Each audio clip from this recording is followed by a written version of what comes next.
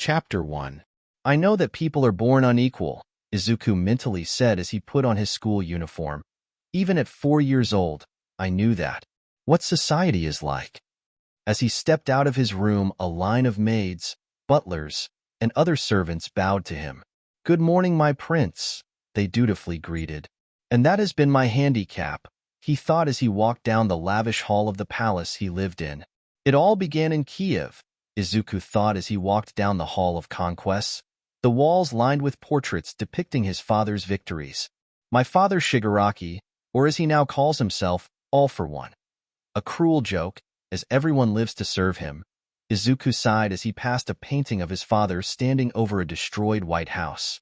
About 100 years ago, he had finally amassed enough money, information, and quirks to take over the world.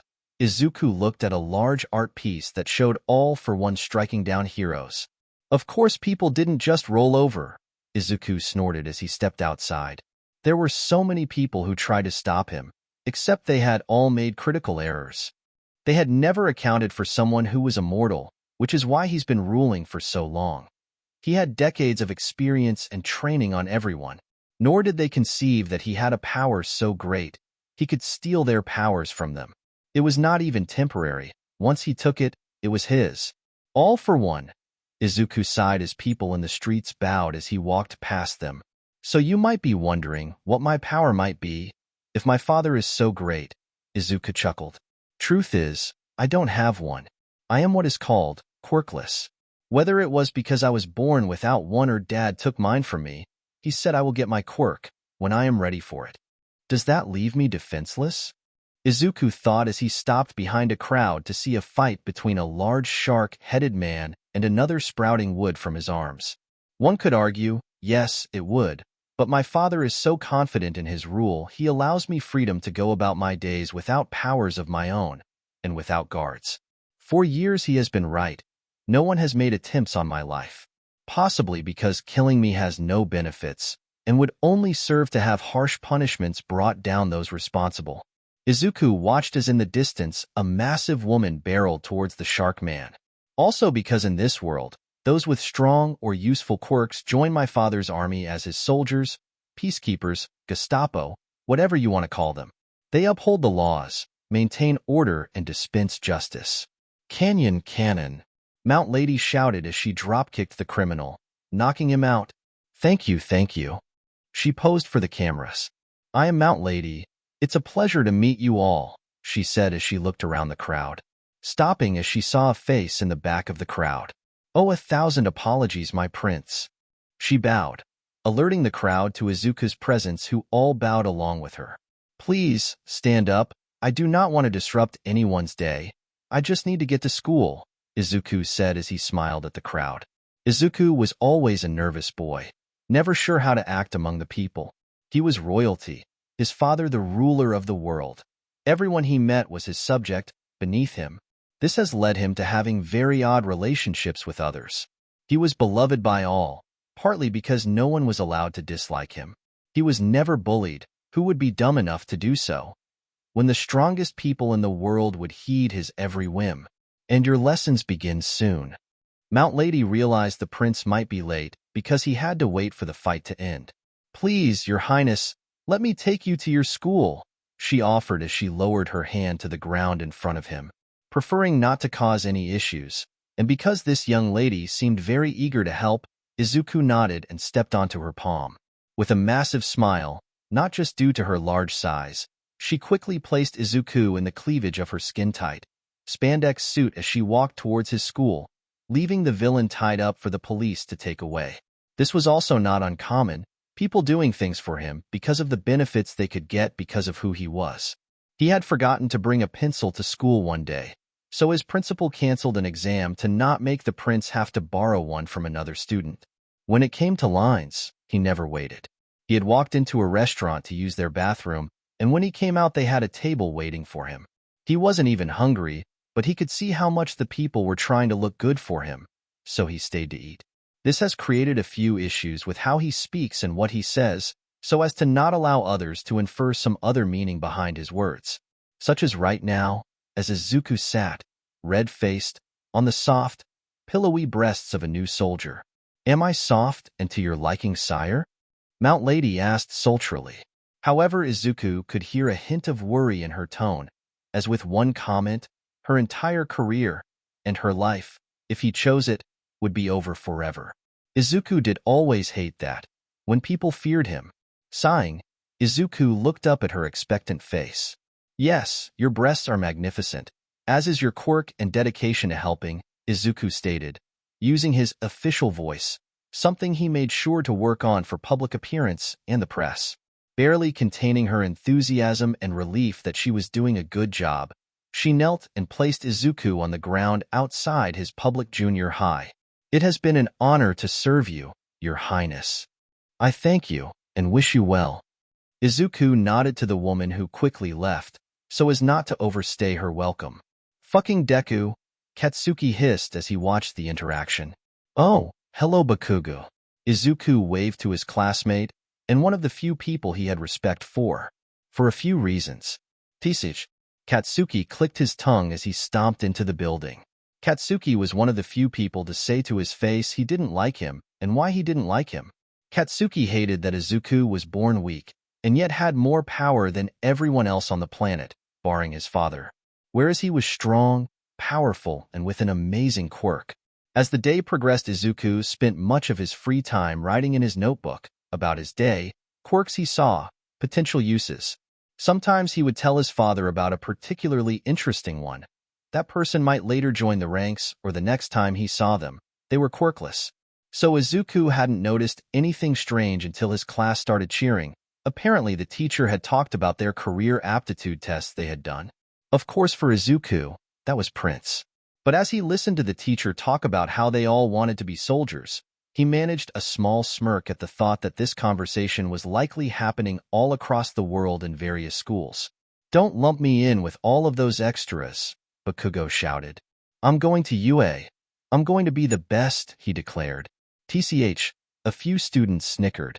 You think His Highness would let him get into that school with how he acts, someone said as they pointed towards Izuku, who was barely paying attention. What, me? No, I wouldn't interfere, that wouldn't be right, Izuku quickly denied, not wanting people to think he would mess up their chances at getting a job. Katsuki bit his tongue to stop him from cursing out the prince. He growled and glared out the window for the remainder of class. Meanwhile, on the other side of town, a team of heroes was chasing after a thief. Where's he headed now? Tiger asked into his headset. He just turned down an alley, Ragdoll informed as she tracked the slime man with her quirk. Madale began relaying instructions to civilians to stay out of the way of her team while they worked. Normally they didn't operate in cities, but each year they had to hit a certain quota of criminal captures to maintain their licenses, or else they could be demoted or outright discharged from the service. So now they were trying to get some captures before the year hit the summer months, which would be when they were at their busiest handling issues outside the cities. Ragdoll called out over her headset. He's gone into the sewer. Going down, Pixie Bob declared as she moved the ground beneath her to get below the streets. What am I going to do? I don't really have any ambitions. Izuku sighed as he walked home, taking a longer way that avoided more people since it allowed him time to himself to think. He was so in his thoughts he didn't hear the sound of a manhole cover moving behind him. A perfect disguise, the slime villain thought as he lunged at the person who had his back to him. What the dash? Izuku tried to shout, but only felt slime forcing its way down his throat. Don't struggle and it will be all over soon enough. Just have to get those organs of yours out of the way, the slime villain grunted as he tried to fill the body he held. Surrender, villain. Before I dash, Pixie Bob declared as she jumped out of the sewer. Oh shit, she exclaimed as she saw who the villain was attacking. Slamming her paws on the ground, a deep fissure opened up underneath the slime, while spikes of earth jutted out to prevent Izuku from falling, as gravity wrenched the criminal deep underground. With a sickening splat, the ground closed up, killing the villain from the pressure of the earth crushing him. Oh God, Pixie Bob worried as she laid Izuku on the ground. Reaching up to her headset, she pressed the button on the side. Shit, you all have to get here. This is really bad, she quickly said. What? Did he get away? Take a hostage? Mandalay guessed, needing more information. He tried. He attacked the prince and he's not breathing. What do I do? Pixie Bob shouted. Fucking serious? Tiger swore. We're coming to you now, Mandalay promised. Check inside his mouth. Is there any blockage? Ragdoll asked as the other 3 members of the team barreled through the streets. Gently tilting his head back, Pixie Bob looked down his throat. No, I don't see anything, she answered. Does he have a pulse? Yes, Pixie Bob replied, her tone close to panic. Then give him rescue breaths, Ragdoll commanded. But this is the prince, Pixie Bob gasped. He'll be dead if he doesn't start breathing soon. And then what do you think will happen? Mandalay shouted. Right, Pixie Bob gulped as she looked at the unconscious teen. Here goes, she said as she placed her lips on his. Before she could even exhale, Izuku's eyes shot open and he started to gasp for air. Your Highness, Pixie Bob exclaimed, quickly backed away and kneeled on the ground as Izuku rolled over and hacked up some slime that had gone further into his airways. You see it's Dash, she stammered, unsure how to explain the situation if he didn't remember getting attacked. What happened? Izuku asked as he wiped his bottom lip free of spit. The other 3 members of the Wild Wild Pussycats landed on the ground, surveying the area before kneeling towards the prince. Sire, we apologize. We had been pursuing a criminal and he had been eluding us. Mandalay spoke up as she was the leader of the team and hoped that being honest would prevent them from being punished too harshly. So he just happened to come across me? Izuku asked as he slowly stood up on shaky legs. He saw the 4 soldiers nod their heads. And where is he now? I opened up a crack in the ground and crushed him. He is likely dead now, Pixie Bob answered. Oh, well, it's probably a quicker and less painful death than my father would have given him. Izuku adjusted his clothes. Thank you. Izuku bowed to the 4. I would have likely died if you hadn't intervened. Are you perhaps heading home, Your Highness? Mandalay inquired. Yes, I was on my way home, Izuku answered as he started to gather his backpack. We will escort you, if that is all right. You have been attacked once already today. We do not want to chance another, Mandalay said. Besides, you are likely in shock. Izuku nodded, as he didn't particularly feel all that great after nearly dying, and so agreed that being escorted back to the palace would be a good idea.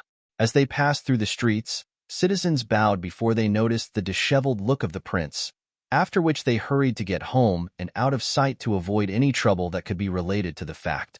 As they approached the palace, the guards shared a look of worry, seeing the state that Izuku was in, but opened the gate nonetheless. As they walked through the massive gardens and into the luxurious palace, the wild pussycats became a bit more nervous as well. Izuku hadn't dismissed them, and it seemed they would now be having an audience with All for One about the incident. They hoped it would result in them keeping their quirks. The throne room was massive, well-lit and eerily quiet as the prince entered. Anyone who had business with All for One silenced themselves as they parted to allow Izuku to pass them. Son, All for One stood as he watched his son approached. Why do you come here in such a state? The tyrant asked. I was attacked, father, Izuku answered as he approached his dad. The crowd gasped as they heard the explanation. All for One looked down at the wild pussycats. And are these the ones who attacked you? No, father. They rescued me. Had they not gotten there in time, I would likely be dead. Izuku shook his head. The 4 soldiers relaxed greatly hearing the prince defend them. All for One looked around the room. All of you will leave, he commanded. Except you 4, he pointed to the wild pussycats, who froze in place. Once the chamber cleared of all but the tyrant, his son and the 4 worried adults, All for One stepped towards them menacingly. So, what became of this person who attacked my son? He demanded. Dead, my liege. Pixie Bob gulped. I opened the earth beneath to swallow him whole and crushed him. And did you not think that I should be the one to dispense justice in this case? All for One glared. Sire, I acted to get your son away from the danger as quickly as I could. I meant no disrespect. Pixie Bob spat out quickly as she tried and failed to not shake in place. Dad, knock it off. She protected me because I couldn't protect myself, Izuku said as he stepped in between his father and the nervous soldiers. This wouldn't have happened if I could defend myself. So what would you have me do? All for One spat as he grit his teeth in a snarl. Give me a quirk of my own, and have someone teach me to fight. Izuku folded his arms. And who would you have train you? All for One scoffed. These four are clearly competent. I do not see why they could not do so. Izuku gestured to the people behind him. So you wish to reward them with more service then? All for One quirked an eyebrow. We would be honored to serve the crown, Mandalay quickly said, hoping that backing up the prince would end favorably for them. Interesting. All for One tapped his chin. Very well, if you are so certain, then it's not just yourself you must protect, Izuku, he said. When you have power, you have an obligation. They understand it. I understand it, do you? If I have a quirk, I will need to use it responsibly, Izuku nodded. I will take this quirk. I will attend UA and I will prove I have the skills necessary to do so, father, Izuku adamantly stated. Very well. All for One grinned as he placed his hands on his son's head. There is no going back now, he chuckled as he forced a quirk onto his son, the first of many. Chapter 2. Author's Notes. Quick update. I accidentally uploaded an old version of the first chapter, so sorry to the 5 or 6 people who read a less edited version of that chapter. That was my mistake. I'm sorry. Here's the next chapter to placate the people who might be upset about that. Izuku's breath was ragged as he dodged the punches and kicks that were rapidly thrown at him. For the last few months, Izuku had been deep in the mountains training with the wild pussycats. After All for One gave Izuku his first quirk, he had commanded the wild pussycats to train his son, something that they should be capable of doing as they all had varied backgrounds and skill sets. It seemed to be going well. They had discovered the quirk Izuku was given was the ability to breath fire, a powerful and versatile quirk if Izuku could apply it correctly. His ability to learn was incredible. He listened and picked up on what he was being taught exceptionally quickly. This also translated into usage of his new quirk. It would seem years of watching for quirks, and seeing his father use so many gave him a good perspective and knowledge on how to use them, although there was suspicions that being the son of All for One gave him a knack for quirks in a way others didn't have. But the biggest issue came about one day just after Izuku had been relaxing in the hot springs, when he had stepped out and realized he had forgotten a towel. Not wanting to put on the sweat-soaked clothes he had been training in all day, he decided that the short walk back to his room naked would be preferential to waiting for another solution. It would have been a complete success had Pixie Bob, Ragdoll, and Mandalay been on their way to use the hot springs themselves and witness the prince in all his glory. Izuku apologized for not covering up and hurried back to his room to dress as all 3 women realized that it had been quite a while since they had been with a man. I mean, he is the prince. We couldn't just ask him, could we? Tomoko questioned as she held her cup of hot chocolate lightly as the 3 of them sat around a table that night. Shino rubbed her temple. No, I mean, we're like twice his age, she sighed. Plus, what would his father do if he found out? Celebrate? Ryuko shrugged. I mean, we are still hot, she added. You're only saying that because you couldn't stop staring at his cock. Shino rolled her eyes. What? Ryuko protested. It's a really nice-looking cock. We are going to be hanged for this, Tomoko sniffed. The prince is not for lewds. Maybe he won't say anything about it, Shino said hopefully. However, in Izuku's room, he was panicking a little. Well, maybe more than a little. Okay, so you exposed yourselves to them. Yeah, okay. Big deal. They're beautiful women. They've all probably seen a dick before. But this was mine they saw, Izuku second-guessed himself. What if they think I did it on purpose? Oh no, they might think I'm a huge pervert. The next morning, Izuku quickly ate his breakfast before beginning his training, avidly avoiding the gaze of the 3 female trainers. As the day progressed, any time that he would think about the previous night, his strategy was to intensify the workout. By the evening, he'd done in a day what he normally does in a week, and he was pouring sweat. Tiger was worried, and when he finally managed to get the young prince to lay down and rest, he told the other 3 pussycats to keep him drinking water and to slowly cool his body down while he worked on preparing a large meal to help Izuku recover from overexertion, which did not help because now Izuku was laying on a mat, completely shirtless, surrounded by the women he was trying to avoid, as they gently dabbed the sweat off his heated body. Are we causing you pain, Your Highness? Ragdoll nervously asked as she saw that Izuku would flinch every time they touched him. No, it's something else, he gasped as he felt them drag the cool, damp rag along his stomach. What is it, my liege? Mandalay inquired. We are here to serve. You can't, Izuku quickly stammered, as just hearing the woman's soft and caring voice stirred something inside him. Pixie Bob placed her palm on his chest lightly. Are you certain? We could dash. She paused as she saw something twitch in the corner of her vision. Oh, that's why. She grinned, slowly creeping her other hand down his stomach. Does my lord wish to have 3 beautiful maidens help him find relief? She whispered as Izuku, Ragdoll, and Mandalay's eyes widened at the bold offer. Ryuko, Shino hissed. What are you doing? It's obvious he's suffering. Ryuko smirked as she untied the strands that held his pants up. Izuku tried to protest as he felt his pants lower and his throbbing erection become exposed to the cool night air. Oh my! Tomoko gasped. It's so big, she said.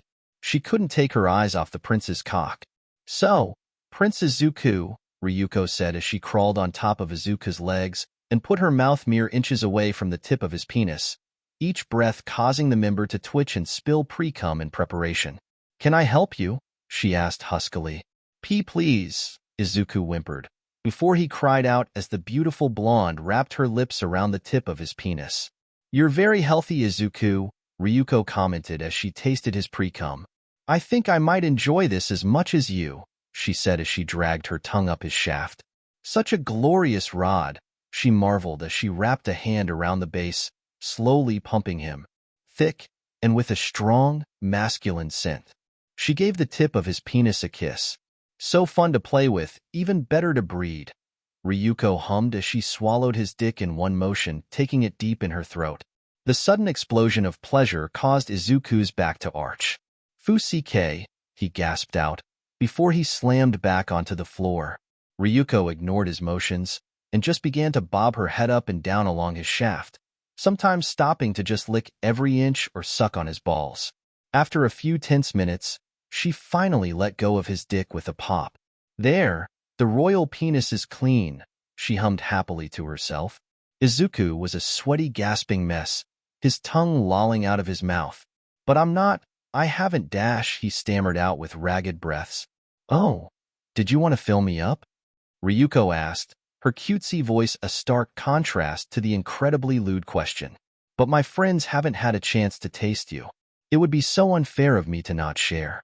Don't worry, we'll let you come once we've all had a taste, she teased, as she pushed Tomoko towards Izuku's dick. The more timid of the group just let Izuku twitching cock bump against her face for a moment as she breathed in his scent. Oh God, if I do this, she said softly as she slowly placed the tip of his cock in her mouth. She squealed in surprise as Ryuko shoved her head down. Not like that, you need to really give it to him, Ryuko cackled. She really did like dominating. You really need to inhale that scent. Let it fill you. Slightly panicking because she'd never even touched a dick before today, Tomoko's eyes teared up from being forced to deep-throating the large penis. Ryuko, Shino said as she shoved the blonde away. That wasn't very nice, she scolded. Ryuko folded her arms in a huff. I thought it was funny. That was so mean, Tomoko sniffled as she rubbed the tears from her eyes. She turned as she felt a hand on her face. Are you okay, Ragdoll? Izuku asked as he looked at her. Just as she didn't enjoy suddenly having Izuku's big dick take up her throat, Izuku didn't enjoy it being shoved in there when she wasn't ready for it. Yeah, Tomoko said quietly, before she mustered up her courage. Tucking her hair behind her head, she gently placed her lips on his penis and started to lightly suck and circle the head with her tongue. Oh man, Izuku grunted. The gentle sensations felt completely different to Pixie Bob's more aggressive style. This is amazing, he groaned as he leaned forward and placed his hands on the back of Ragdoll's head, gently pushing her down to take more of his dick into her mouth. Once she was halfway down his shaft, she started to tap on his thighs, telling him to stop. After he did, she just kept his dick in her mouth, sucking and licking softly without looking. She's nursing it like a bottle, Ryuko said, mildly annoyed. That's now how you give a blowjob? I think it's cute, Shino said as she stripped off her shirt, leaving her ample bosom and just her bra. She tapped Tomoko's shoulder and started to pull her off Izuku's dick. I also think it's my turn, she said as she nodded. If Izuku thought Ryuko's deep throat skills were astounding and Tomoko was very gentle and just as enjoyable, feeling his dick between Mandalay's heaving breasts nearly broke him. The warmth coming from her chest, the soft and silkiness of her boobs surrounding his shaft, he realized that heaven was a pair of breasts. Then she leaned her head down and started to kiss and lick the tip of his cock that stuck out from her cleavage, and Izuku's head snapped back as he groaned. Fuck, I'm gonna dash, he cried out as he felt all the pressure he had been building rushing forward for release. Then do so, my prince, Shino told him as she squeezed her tits together and stroked him to his finish. Ryuko pushed Tomoko forward, so they all surrounded Izuku's dick as he erupted his seed straight into the air. It covered the three women, Ryuko and Tomoko's faces, and Shino's breasts as it fell back down onto them. It's a tasty, Ryuko began, pausing so she could lick up his cum, sticky rain. Tomoko seemed to be barely able to stay conscious as she felt herself being overwhelmed, covered in Izuku's semen. The smell, the heat, and as she took a taste for herself, she found the taste intoxicating. It was all nearly too much. Mandalay waited for Izuku to finish spurting his cum so that it began to pool in her cleavage. My prince, she called out as she saw Izuku look at her through half-lidded eyes. She bent her head down and drank all of it, never breaking eye contact with the young man. I think we should do this every night, Ryuko suggested. Slowly dragging his head from the floor, Izuku nodded. I agree. This was amazing. If we are going to do this, we can't get caught, Shino said. Why not? Izuku wondered as he felt his eyes fluttering shut. Your dad might not like to learn that we took advantage of his underage son, Shino answered. My mom will. She'll probably write a marriage contract or something, Izuku waved dismissively. She's been wanting grandkids for a while now. You don't mind that we're so old? Tomoko asked. Izuku grunted as he sat up, knowing he couldn't fall asleep without eating first. You three are some of the most beautiful women I have ever seen, and that's not just because you all sucked my dick. I guess that's that, Ryuko said as she stood up and stretched. Daytime is for training the body. Nighttime is for training his stamina, she concluded literally. I guess so, Shino agreed. There was no way out of the situation they had found themselves in. I think I might be able to get a good night's sleep tonight too, Izuku commented. Do you not normally? Tomoko asked, concerned, as this was the first time they heard anything about sleep troubles. I have insomnia, Izuku said. Normally I have to tire myself out before I can sleep, and so far this is the most fun way I've found. Well, we'll just have to be your little helpers. A rested prince is a happy and healthy prince. Ryuko giggled as she stood and left to get some food. Clean yourself off first, Missy, Shino called out as she stomped after the blonde. Uware doesn't need to see you covered in man juice. The next day Izuku didn't worry about a minor incident. This had turned into something better. Something that would spiral into more and more encounters. Izuku's time at the training camp was very enjoyable and very educational. Yes, like Hyun, Shino moaned as Izuku ate her out. Tonight they were teaching him the best way to pleasure a woman with only his mouth. You're doing a great job, Ryuko said as she kept Izuku's face planted in her leader's pussy. And that little nub, that's really sensitive, she said as she flicked Shino's clit, causing the tied-up woman to squirm. She had been volunteered to be the first one that Izuku would practice his skills of cunnilingus on. And, Tomoko said as she watched the prince lap at Shino's pussy. A woman's vagina isn't the only sensitive area you can use your mouth on, she blushed as she added on to the lesson. I think what my very shy and cute friend is saying, Ryuko said as she walked over to Tomoko and lifted up her shirt. A woman's entire breast, but the nipples especially, are also erogenous zones. So make sure you also give them a lick, a little nibble. Even sucking on them is going to make her moan. Izuku waddled over on his knees as they meant it when they said he wasn't allowed to use his hands for this lesson. Ryuko prevented Tomoko from backing away as Izuku leaned forward and kissed the shy, green-haired woman's tits. They weren't as large as Ryuko's, and Shino's made them look downright small, But Izuku was still able to cause her breath to hitch when he, just like she had done to his cock, gently sucked on them while dragging his tongue around the areola. Izuku could hear Tomoko's breath hitch every few seconds, and he could feel her heart rate rising as her chest heaved. "You are really getting in there," Ryuko said in amazement. "Also really gentle," she said quietly as she watched what was closer to love making with Tomoko. "Hello," Shino called out. "Where's Izuku?" she whined as she wiggled her legs. "Next part of the lesson. Edging," Ryuko said as she pulled Izuku away from Tomoko. "It's what we did to you, let you build and fall. That way you get a really powerful orgasm that courses through your whole body," she said with excitement. "Now I want you to bring Shino just to the brink of an orgasm. You'll know when she's getting close, then dial it back. Right?" Izuku nodded as he leaned into the brunette's crotch, returning to kissing and licking. After a few minutes, Izuku slowed down. "Nu," Shino whined. "Please, Your Highness, let me come. It's been hours," she complained as they had gotten started immediately after dinner, and Izuku had been practicing on her for the hours since then. "Ryuko, shouldn't I? It seems cruel to not let her release," Izuku asked. "Another hour," Ryuko licked her lips. "Izuku, my prince, please. I can't stand it anymore," Shino whimpered. "Nope," Ryuko said as she pulled Izuku back towards Tomoko, who was eager to have Izuku test his abilities on her pussy. "Thank you, my prince," she sighed as Izuku gently sucked on her pussy. "That feels amazing," she cooed as she arched her back. "Oh no, I'm coming," she shouted suddenly as she splashed her fluid on Izuku's face. "I'm sorry, sire. I didn't last very long." "Well, that's the next lesson, Blast Zone," Ryuko chuckled before she felt herself grabbed from behind. "Sure, Shino?" "I got out of the bindings," the brunette said ominously. "Now, Izuku, we're going to an advanced lesson," she said as she pushed Izuku back. She pulled off the rope that bound Izuku's arms. "I'm going to ride you." With the way the light shone from behind her, she looked rather sinister as she licked her lips, staring down at Izuku. "Oh, okay." Izuku gulped as Shino straddled him and wasted no time in impaling herself on his dick. She let out an ear-piercing shriek of pleasure as she started rapidly bouncing on his cock. Shino pulled at her hair as she looked down on the prince. "I needed this," she said as she found release after release, not stopping as she felt the pleasure surge through her body.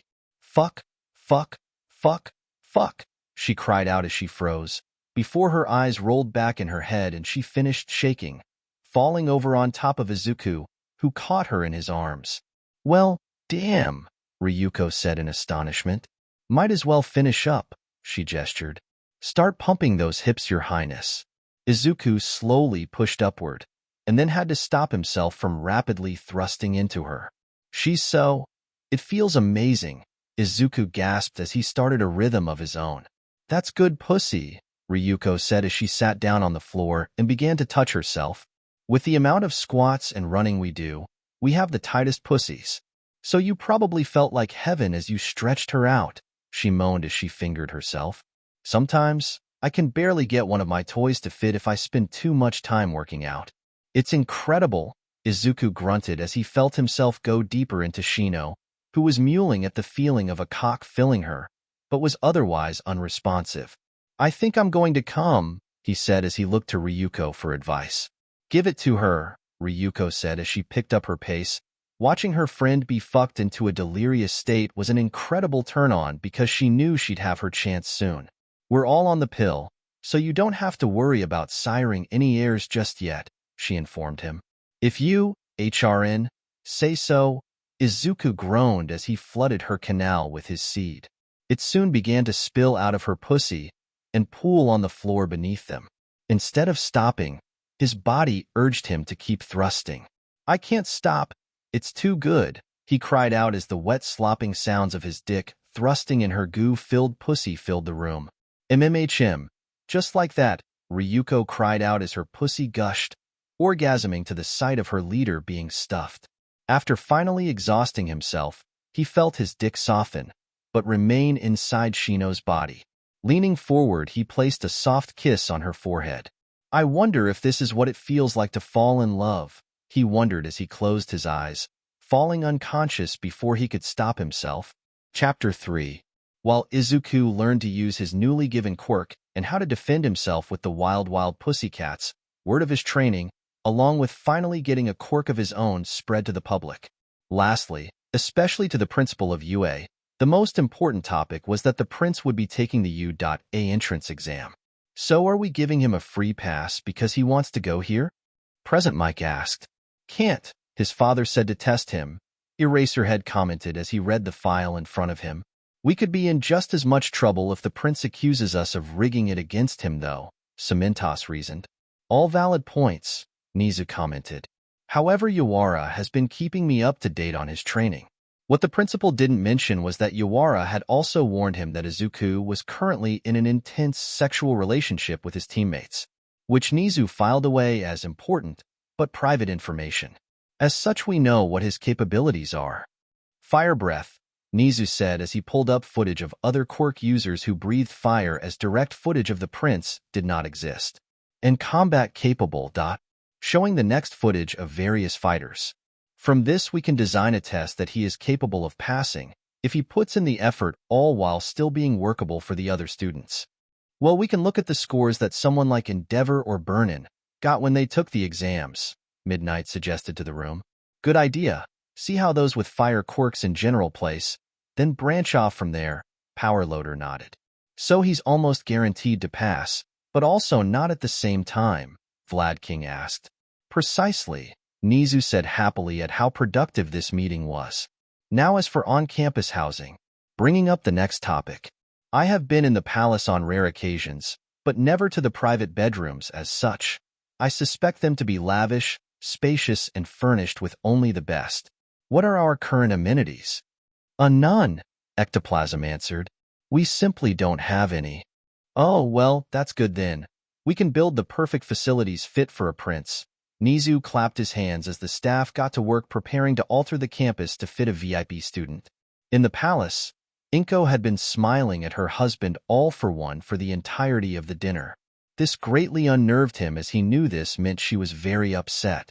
Dear, she asked, do you happen to know why I haven't seen my son in almost 7 months?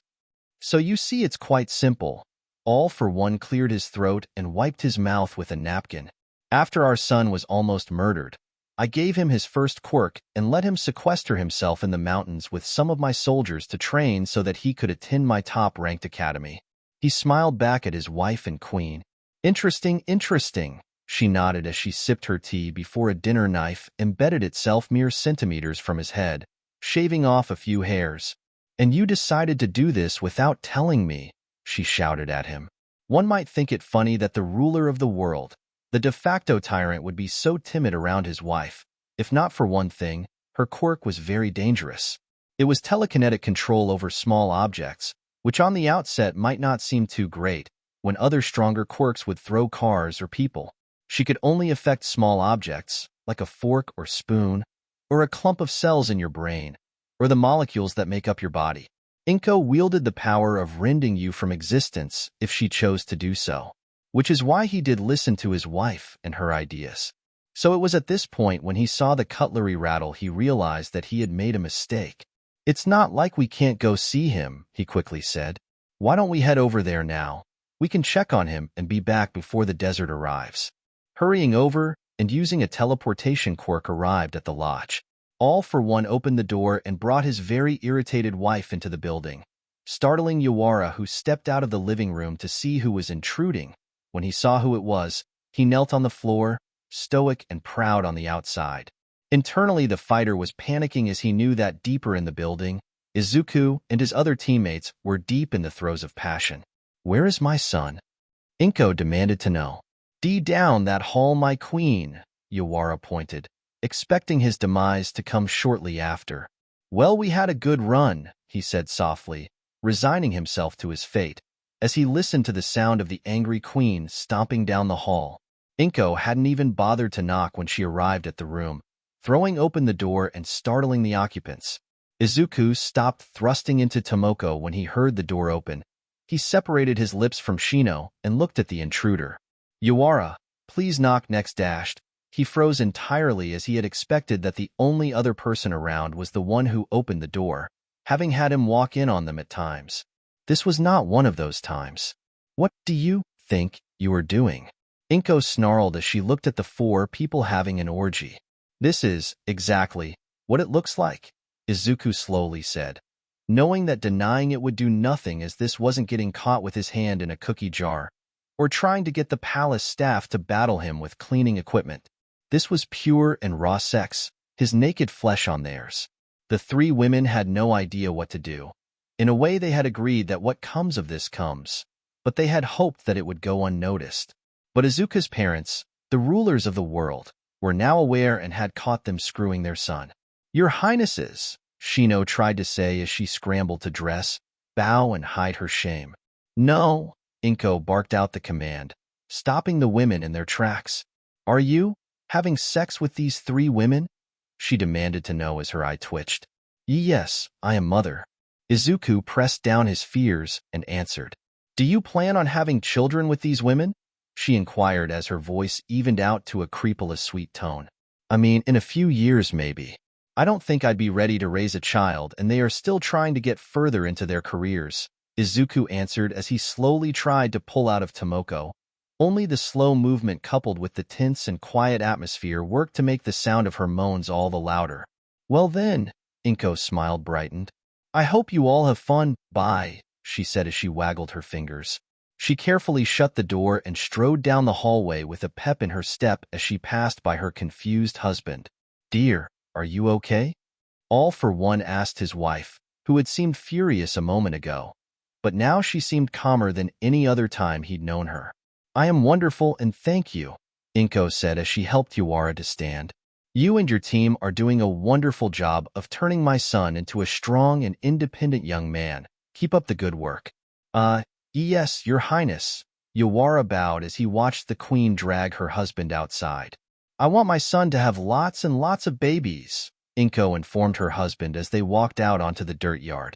"I can have plenty of women from all over the world flown in to be impregnated by him." All for One started to offer before Inko shushed him.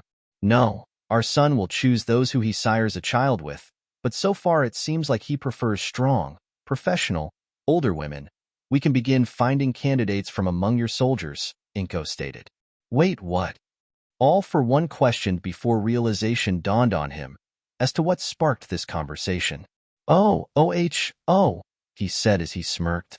"Well, that's fine," he said proudly, even being an evil dictator.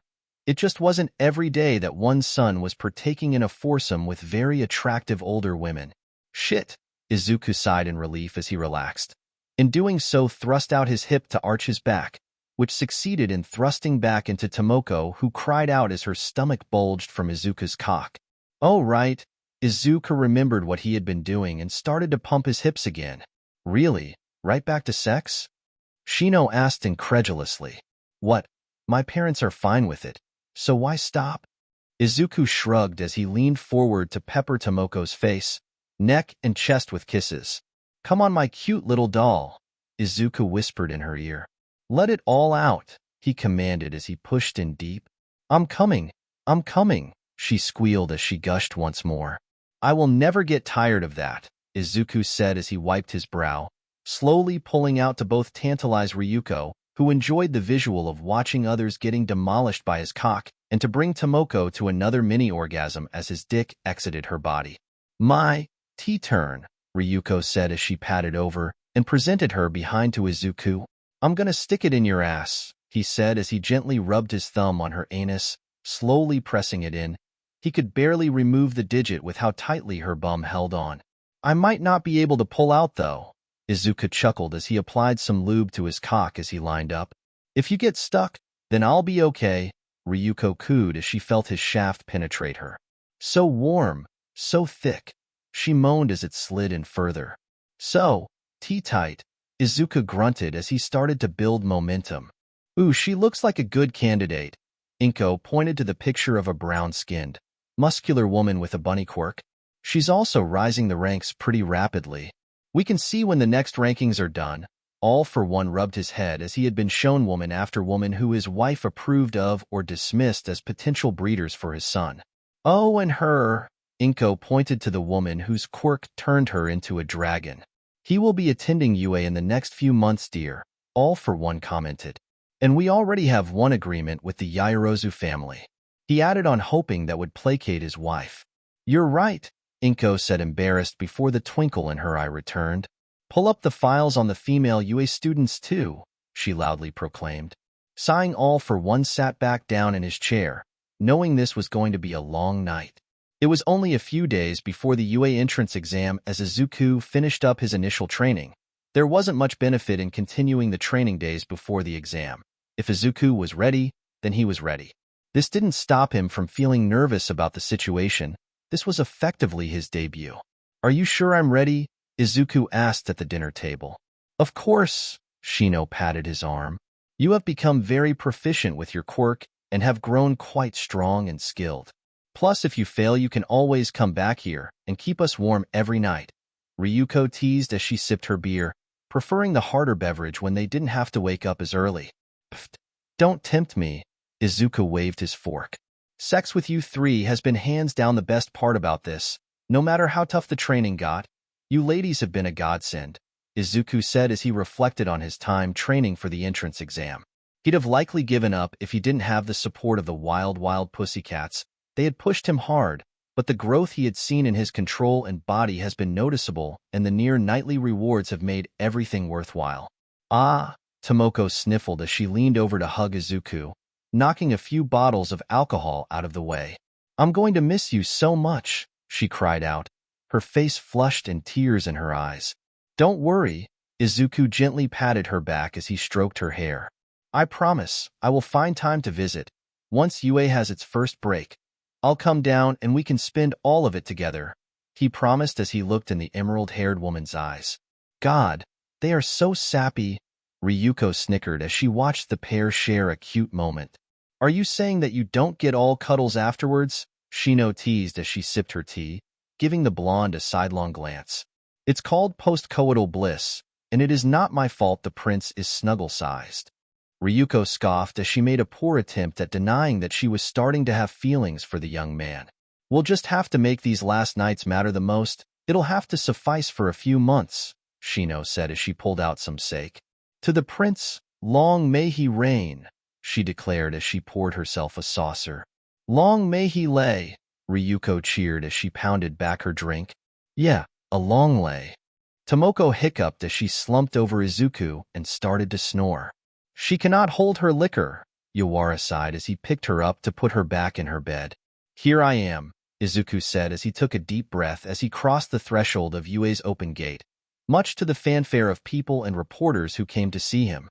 Kind of noisy, he chuckled as he heard all the people behind him. But I'm here and that's what matters, he said as he began to take his first steps into the campus. Fuck off, shitty Deku, Bakugo shouted as he shoved his way past the prince, much to the gasps of the onlookers. Uft, Izuku paused as he started to laugh. Oh, Bakugo, never change, Izuku said as he brushed off the altercation as a return to normalcy. Dudes, it's him, Kirishima excitedly whispered to the person sitting next to him. It's the prince of the whole entire world. He pointed a finger at the young man sitting in a seat with no one next to him, yet none too far away to seem disrespectful. Welcome, little listeners. Present Mike greeted the crowd of hopeful future students. Let's jump right into the details, he said as he pressed a button to begin the presentation. As Izuku absorbed the details of the exam and started to formulate a plan, however, he was pulled from his thoughts as the voice of another examiner called out a question about the quality of the material if it was missing critical details on one of the testing machines. However, Ida continued his long rant by pointing to what he was sure was the sound of muttering. And you? The boy constantly making noise. If you aren't going to take this seriously, you should. Ida started repeating as he saw the identity of who he was attempting to scold after they had turned around. Oh, sorry. Was that out loud? Izuku asked the room innocently. I didn't mean to distract anyone. That would be very unfair of me, he said as he looked to Ida, who had paled at the thought that he might have just ruined his life. I'll try and keep my voice down from now on. He nodded with a smile as he turned around. Slowly, Ida slumped back into his seat, utterly drained. While the situation from an outside perspective, seemed quite humorous. No one had the heart to even let out the quietest of giggles.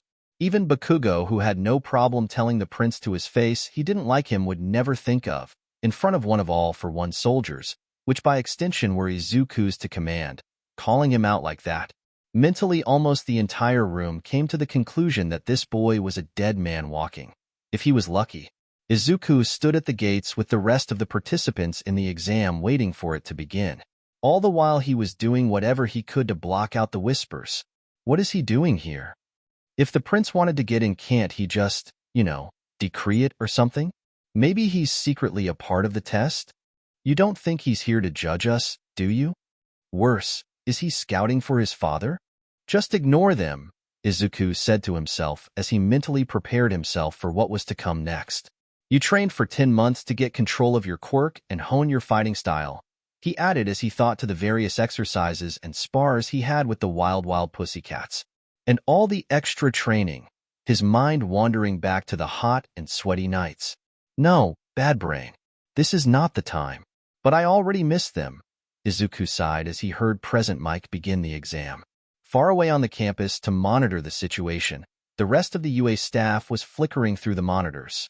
Seems to be going pretty standard so far, a few outliers here and there, Snipe said as he jotted down some notes on prospective candidates. And how is my son doing? All-for-One asked as he stepped out of a warp gate made by one of his soldiers. The sudden appearance had startled the room as they had not been expecting him to show up in person during the exam. He is doing just fine, so far tracking him in the upper percentile for the candidates, Nizu answered as he felt it was better to keep as few people speaking to the ruler as possible. There are some candidates that are showing great promise as well, he added as some monitors flickered to higher-ranked persons, hoping to entice the king with potential quirks to take. All-for-One leaned over the chair. I think I recall my son mentioning that boy to me once or twice, his finger touching where Bakugo was standing on a pile of destroyed robots. A classmate of his, I believe, a strong quirk he was said to have. Quite. He is currently on a good pace to break some records, Nizu nodded. I will be keeping an eye on this one then, All-for-One stated as he leaned back. His implied threat towards the child sent shivers down the spines of the room as they knew he could do the same to them and would if he so felt it. However, I feel this exam is too simple. Can you make it harder? See, certainly. Nizu gulped as he turned a key to initiate the 0-pointers. Good. I expect greatness from my top-ranked academy, Nizu, All-for-One said as he started to walk away. Oh, and one more thing, Ms. Midnight, All-for-One called out, causing the woman to freeze in place. My son will require your services nightly. Do not disappoint, he commanded as he stepped back into the swirling shadow that disappeared moments later. Did he just order you to? Aizawa slowly turned to his colleague, the rest room stunned by the exchange they had witnessed. Quickly nodding her head, Namuri was on the verge of tears as she understood what was now required of her, something she knew she had no way out of. I have to go now, she said as she got out of the chair to find a place to let out her emotions. Izuku was taking deep breaths to keep up his pace. He was certain he was going to pass, and that was not just due to who he was. He had earned quite a number of points in the exam on his own merit. So much that he decided to take a moment to recover when dozens of participants ran past him, fear present on their faces. What's going on? He wondered as he stepped over to look at what they were fleeing from. Oh, that. As the hulking 0-pointer trudged through the city, knocking buildings over and turning them into rubble, Izuku heard a faint voice calling out. Please, somebody, a little help, I'm stuck. Uraraka shouted, hoping someone could hear her pleas. That robot's not stopping. Izuku noticed as he pushed through the crowd and towards the massive machine. Is he seriously going to destroy that thing? An examiner cried out. I mean, if anyone's going to do it, it would be him, right? No. Ida realized as he watched the path the prince was taking. He's not going for the robot, he muttered to himself as he sprinted towards Izuku, potentially a chance to redeem himself for his earlier actions. Hang on, Izuku grunted as he braced himself against the slab of concrete, attempting to lift it off of the pinned girl. Who are you? Uraraka asked as because of all the dust being kicked up by the falling debris, she couldn't exactly make out who was helping her. Not important right now, Izuku quickly answered, hoping that if she didn't know it was him, then it would avoid the awkwardness of the situation. Please, sire, let me assist, Ida said as he came to a stop next to the two. I have stronger legs. I'll lift. You pull her out, he offered. Fair enough, Izuku said as he switched to letting Ida lift while he freed Uraraka. 1, 2, 3, lift. He counted down before attempting to pull out the brunette. Okay, you're free. Take it easy, there you go, Izuku said as he carefully set Uraraka down on the ground. Hey, Izuku said as he looked up to Ida with a smile. You did good. Thank you, Ida quickly stammered out and bowed. It pleases me to have pleased you. Hoping that with this display he wouldn't have endangered himself or anyone he cared about. The exam is over. Present might called out to the arenas as the machines shut down. Sighing to themselves, the teachers all looked at Nizu. That thing couldn't have hurt the prince, could it have? Ectoplasm worriedly inquired, as that stunt could have gotten them all killed, or worse if the prince was harmed in the exam. I don't know, I shut it off the moment it got within 100 feet of him, Nizu sweated as he shut down the monitors. Closing out the school's day as it would take them time to tally up the points and then decide which classes the students would be put in. Author's notes. Happy about the positive reception to the story. Unlike the first 2 chapters, I was the one doing all the editing. So hopefully the drop in quality isn't too noticeable. Chapter 4. Sweetie, your UA acceptance letter came in, Inko said as she entered one of the lavish living rooms, where her son was reading a novel. Mom, Izuku groaned. You don't know that I've been accepted yet, reaching out for the envelope. But I do, because you're my baby boy. Of course you would get in, Inko ruffled her son's hair. Also because I'd castrate Nizu if he didn't accept you, she chuckled. Emoum, Izuku shouted. I'm kidding, Inko waved off the shock. Mostly. Ugh. Shaking his head with a smile, he looked at the letter. Tearing off the top, a metal disc fell onto the ornate table. A moment later, the disc projected an image. Hello there, a blonde intern said as he looked up to the camera. I am pleased to inform you that you have succeeded in the UA entrance exam. With a passing score of 32 destruction points and 5th dash, the blonde looked off to the side. Really 50? He questioned to someone off camera. Ahem. Clearing his throat as he realized he was still being recorded. Yes, 50 points. You have secured the number 1 position with 82. Thank you, Prince Izuku Midoriya, the man exclaimed in shock. What do you mean I'm doing the video for the prince? I'm just an intern. Shouldn't the principal be doing this? Wait, it's still recording. Delete. Delete. Let me do this over. The feed cut a moment later. Huh. Izuku mused. He seems like a fun guy. While his mother sputtered as she tried to hold back her laughter. Come on, Mom. You can't laugh at everyone who loses it when they see our name. He rolled his eyes before he too giggled as he couldn't keep lying. It was pretty funny when people overreacted to them. For the weeks leading up to his debut at UA, Izuku was kept in the palace mostly, which was nice to see his parents after so long, but he suddenly realized he had a completely different problem. After so long of relieving himself on a near-nightly basis, he was fairly backed up and sensitive. He knew he had no one to complain to in this situation.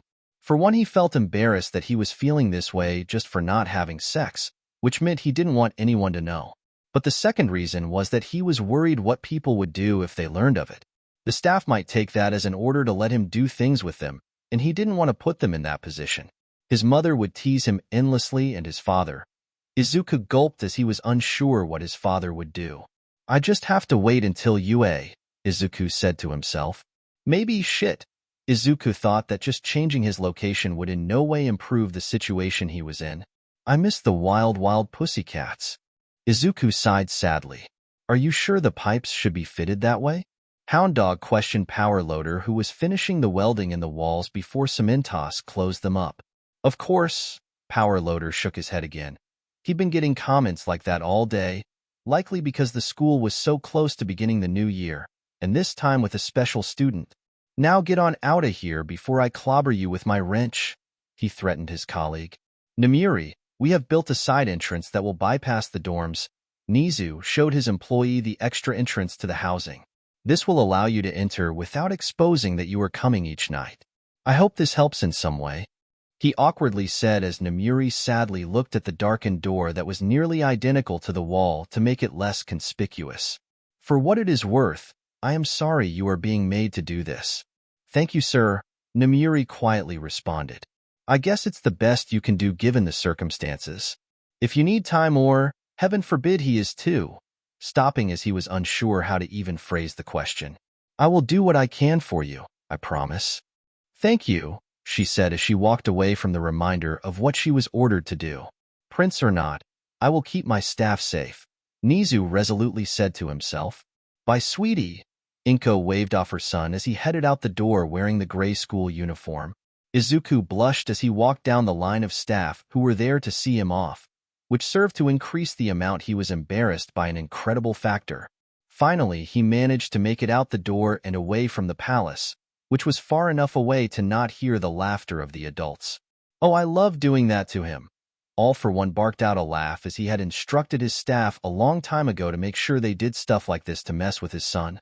Izuku waved to the crowds of reporters who showed up at the gates to get photos of the prince.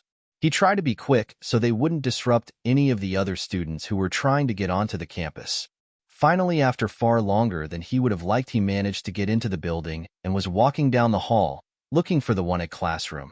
Finally, Izuku sighed as he found the room, only to be stunned when he opened the door and found two people arguing. Get your feet off the desk, Ida scolded. Make me, Bakugo retorted as he barked out a laugh as the other boy was getting so worked up. Kakin, Izuku sighed. He was doing that a lot lately. Do you have to antagonize people on the first day? Izuku asked as he took a seat near the back, choosing to be by a window and behind Bakugo. Only those beneath me, so everyone, you worthless fuck. Bakugo cackled as the class gasped at how he was speaking to the prince, shaking his head at the ego his friend had. You know, you could try to make friends? Izuku suggested. Oh hey. Izuku waved to the blue-haired teen who had helped him during the entrance exam. I don't need friends when I can have worshippers. Bakugo arrogantly declared.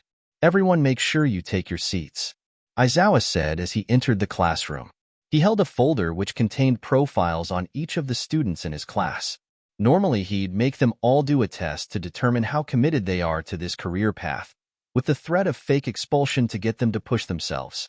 In this class, however, that tactic might not work out the way it normally would, and it all stemmed from one student deciding to play it safe to gauge the personality of the prince, which did mean a whole lot to himself as he was certain that the prince acted completely differently in the public sphere, so drawing out his reactions would be difficult at best. My name is Shota Aizawa. I am also known as Eraserhead. The teacher introduced himself to the class. Now we will need to make sure we cover some ground rules before we go on to introductions. He looked around the room before he pulled out the carefully prepared script Nizu had drafted. It was professional, logical, and made no mention of any particular student, namely the one who was the reason for these rules being implemented. First of all, you will treat each other with the respect you expect to be treated with yourselves. Secondly, you are all here to learn. Disrupting others' education for malicious reasons will result in disciplinary action.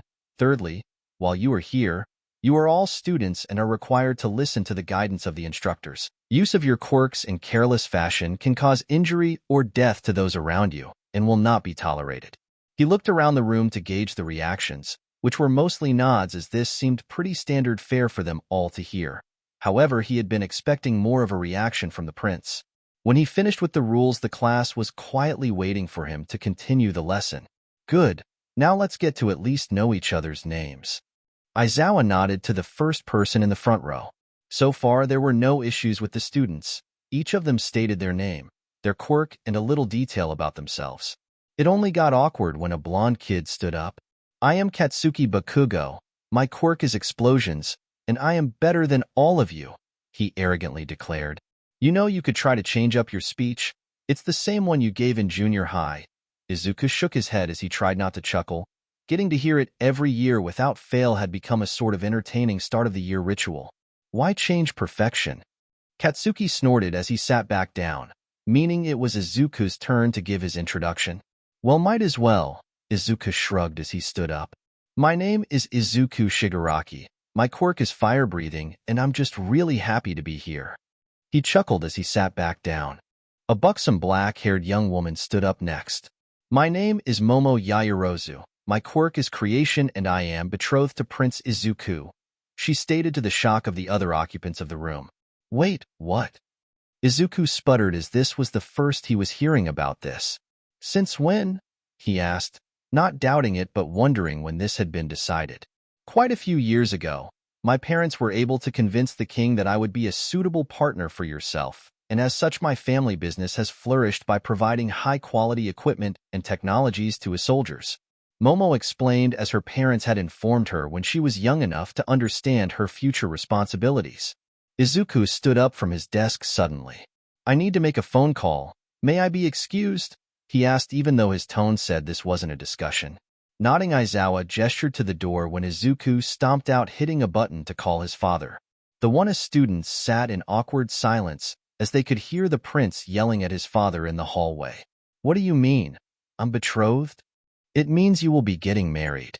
All for One answered as he signed some documents. I know what the fucking word means. Are you insane?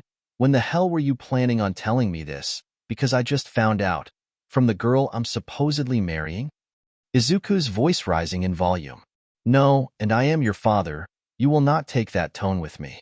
All for One warned. The plan was to tell you when you were ready. I'll take whatever tone I want with you. You can't just sign me away like that. What made you think this was a good idea? I didn't. Your mother did. Izuku. He hung up.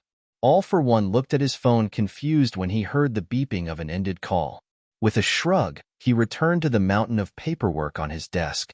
Izuku quickly went back into the room and sat quietly at his desk. It was one thing for him to be mad that his father was pulling strings behind the curtains, but this was his mother. Deku?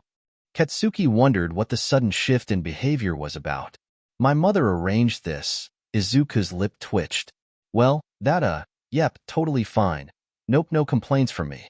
I'm a good son. He muttered nervously for the class to hear. Wait, he's fine with yelling at his father, the king, but his mother is what scares him. Kaminari bluntly asked with complete lack of grace and subtlety. You have never met my mother, Izuku darkly said. There is a reason she is queen. After Aizawa directed the rest of the students to finish their introductions, it was time for their first lessons, which for the most part went fairly well, until art history with Ms. Midnight. The students could tell there was some tension, but they didn't know what it could be and didn't think it was their place to even ask. Finally, lunch rolled around, and the students began to file into the cafeteria for the best lesson of the day. Huh, Katsudon. Izuku hummed as he saw his favorite dish was served at UA. That's cool. He smiled as he got a bowl of the pork dish. Hello, Momo said as she stood next to Izuku, who sat at a table by himself, none of the other students feeling brave enough to join him for a meal. May I join you? Sure, please do. I'd hate to take up an entire table to myself, and I guess we should at least get to know each other. He sighed as he knew it would be for the best to at least become friends with his fiancée. Thank you, Momo smiled as she took a seat next to her future husband. So, she said as she wanted to start a conversation, but she had no idea how to. For years she had been aware that she was to be marrying the prince, so a lot of her life was shaped around that future. When word hit the public that he was going to attend UA, her parents got her a recommendation slot in the school, so that she would be near him. But the issue she was having is she knew so little about how to interact with other people her own age she was frightened by the prospect of screwing this all up. So Momo, you don't mind if you call you by your first name, do you? Izuku asked politely. Not at all, my prince. Momo nodded her head. Okay, don't my prince me please. My name is Izuku. Let's try that instead, Izuku said, hoping to skip over the awkward formalities. Certainly, Izuku. Momo capitulated to the command. Will you be wanting to fulfill parts of the contract tonight? She inquired as the business and technical aspects of the agreement between families would be easier to discuss as she had practically memorized that document. And that would mean? Izuku inquired as he took a sip of his drink. We would consummate our relationship, Momo responded with a blush. Izuku began to hack and cough as his drink caught in his throat. What? He managed to wheeze out as he cleaned up the mess he made with some napkins. Yes, it would mean that we would be intimate with one another, Momo quietly said. Geez, that's moving a little fast, don't you think? Izuku asked, not opposed to having sex, but he didn't want to have it with just anyone. I assumed that you would like to sample your future wife. Izuku slowly nodded his head. Okay, yeah, I'm gonna need to see that contract. There is no fucking way my parents wrote that. Izuku rummaged around for his phone. They wouldn't be that stupid. Hello, sweetie, Inko said as she answered her son's call. Is this about the contract we wrote up? Having been alerted that her son was a tad miffed about this sudden revelation. Yes it is, Izuku sighed. Momo just informed me that parts of the deal were to be, active with each other. Hoping he didn't have to talk to his mother about it, despite his history with the wild pussycats and his parents knowing about that, he still didn't want to discuss that with them. I don't see what the problem is, Inko wondered. You didn't have a problem with those other women? Or is it that she's too young for you? Inquiring if maybe her son could only get it up for older women. It's not that. She's a very beautiful girl. But where's the romance? Izuku asked. While a lot of the sex with the wild pussycats was wild sex, on just as many occasions there was passion, tenderness, and love. We need to talk about this. If that's what you think is best, Inko mused as she continued what she was doing, signing a few documents. I'll have her parents brought to the palace, and someone will come and collect you and Ms. Yaoyorozu. Thank you, Izuku sighed. This got dumped on me suddenly and I don't know what to do. Okay, baby. Mommy will make sure you're happy, Inko promised as she hung up. With all of your wives, a soft giggle turned into maniacal laughter as she moved to the next marriage contract for her son. I'll show him those later. The day wasn't even halfway done and Izuku was already getting a headache. So, what do you like to do in your free time? Izuku asked Momo, who had been patiently waiting for him to finish his call with his mother. I like studying. It helps me to better use my quirk, Momo answered. Cool. What does your quirk do? Izuku nodded as he wasn't sure studying would have to do with a quirk, which made that all the more intriguing. My quirk is called creation, she said as she made a little doll of Izuku in her hand.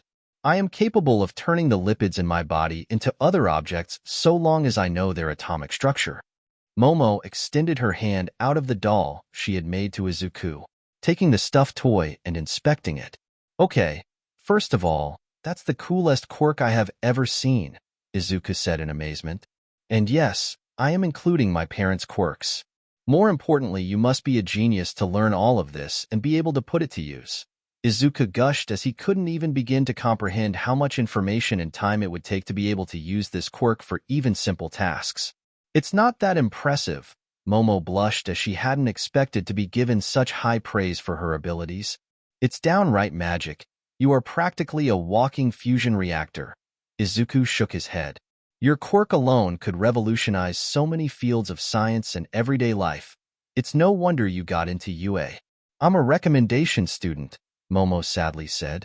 I didn't exactly earn my way into the course. I disagree.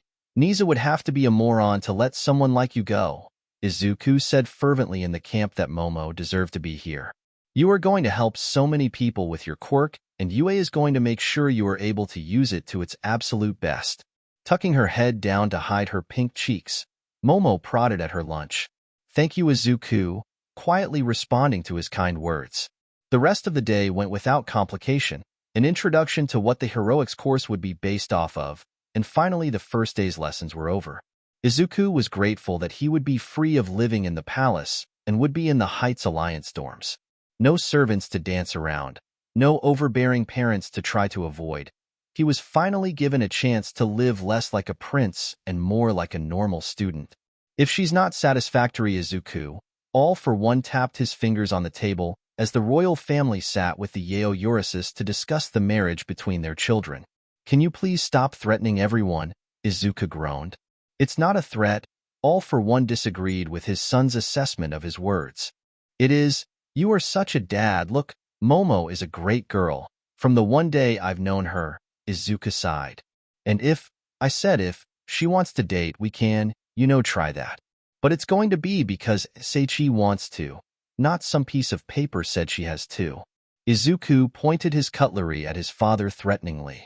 I don't see why you are angry with me, swirling a glass of wine around as he rolled his eyes from his son's tantrum.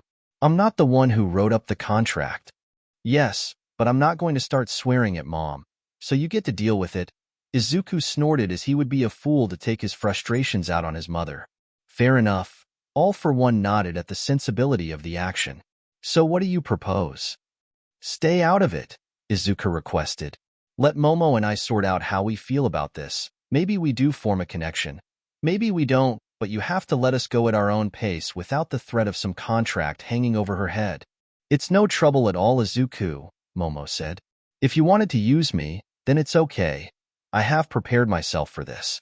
What the fuck did you teach your daughter? Izuku gasped at that response before turning to her parents. Just to fulfill her duties. Mr. Yaoyorozu explained. She understands what she is to do. We all do. You seem to be the only one that has a hang-up. That's it. I'm going outside. Where there is sanity, Izuku stormed out of the room in a huff. Momo pushed away from the table to chase down her betrothed. Once the children had left the room, an awkward silence filled the air before the adults started to snort and giggle. Oh, I can't believe how easy that is. Mrs. Yaoyorozu wiped a tear from her eye. I know, for how smart those two are. They really can't tell when they are being messed with. Inko fanned her face, having to take large gulps of air to calm herself down. Izuku couldn't even look at Momo for how ashamed he felt. Not at her. She was just a pawn in hers and his own parents' game of politics and business. His headache was pounding, and he knew that he'd have a rough time getting to sleep tonight, unless he took care of something. She does look really good, sizing her up. Momo was incredibly beautiful, and no one could say she wasn't appealing. Izuku was sure that she'd feel soft in all the right places, tender and... Gah! Izuku groaned as he pulled his gaze off of the girl. Come on, Izuku, you are better than this. She doesn't have a choice. Ryuko, Shino, and Tomoko didn't have any threat hanging over their heads. I mean, kind of, but Izuku's rational brain sending him incredibly mixed thoughts on his situation. Thankfully, the drive back up to UA was surprisingly short, so that Izuku could hurry into the dorms and lock himself away before he did something he was going to regret in the morning. To his surprise, he heard the sound of someone knocking on his door. Looking over at the clock and seeing that it was nearing midnight, he wondered who it could possibly be. Cracking open the door, instead of one of his classmates like he had suspected, it was one of his teachers. Ms. Midnight? Izuku looked confused why she was here at this hour. As far as he knew, there shouldn't be a need for a teacher to come see him. Slowly stepping into the room, Namiri tugged at her mini skirt. I'm here to help you, she said nervously as she looked around the room. Anything but at the young man she had been given orders to take care of. Oh. Izuku mouthed in confusion before he remembered something. Ooh-hoo, he said knowingly. That's great. How did you know I needed you? Your, father. He came to see the UA staff and told me I would be servicing you. Namiri gulped back her fear as she turned to at least look at the prince. That's really nice of him, always thinking of my needs. Never had anything like this at the palace. Izuku smiled as he was glad his dad was working to help him out now that he would be on his own. I normally took care of it myself, but it's just not the same. And even when some of the servants helped, it could still take hours. Hours. Namiri's voice cracked as the idea of hours of activity was daunting. That's... She paused to find her courage and not run screaming from the room. Impressive. Annoying, really, Izuku shrugged.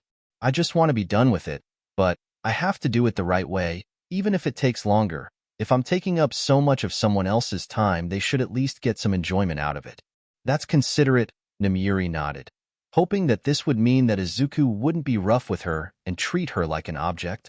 It helps. That way the staff don't go out of their way to avoid me. Some of them even volunteer because they said they liked it. Izuku smirked proudly that he didn't mistreat anyone. Oh, really? Namiri stuttered as she didn't know how to respond to that. Well, let's get started. Where should we begin? Chuckling a bit, Izuku gently gripped Ms. Midnight's hand and led her across the room. I find that the bed is the most effective place, he said as he pulled the covers back and sat down. Yeah, Namiri agreed, as there might not be a point in dancing around the issue, and at least getting right to the main event would mean it could be over sooner. So, how do you want to do this? Izuku asked as he waited for his teacher to help him, not wanting to be demanding with her since she was doing this for him. Slowly tugging at her blouse's buttons, she started to take off her top. After disrobing down to her lingerie, she tried to cover herself because she was still embarrassed about doing this.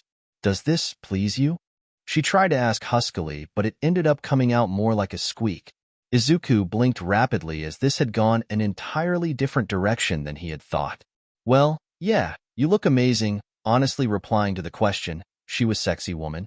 And while he wondered why she was taking her clothes off, he did recall that her quirk comes out of the pores on her skin, so in a way, this might make it easier for her, even if it's a little embarrassing. Which only meant he should do everything he could to make it easier. And if telling her she was beautiful made her less self-conscious about the whole deal, then he was going to damn well do it. "Thank you." Namiri bit her lip as she tried to sexy walk over to Izuku, only to stumble on the way over and fall onto him. "Damn it!" she cursed as she scrambled to try and recover from this blunder, only to hear the prince chuckled.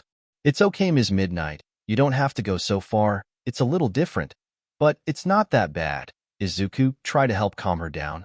"Look, I'm in the bed, so let's just get this over with, okay?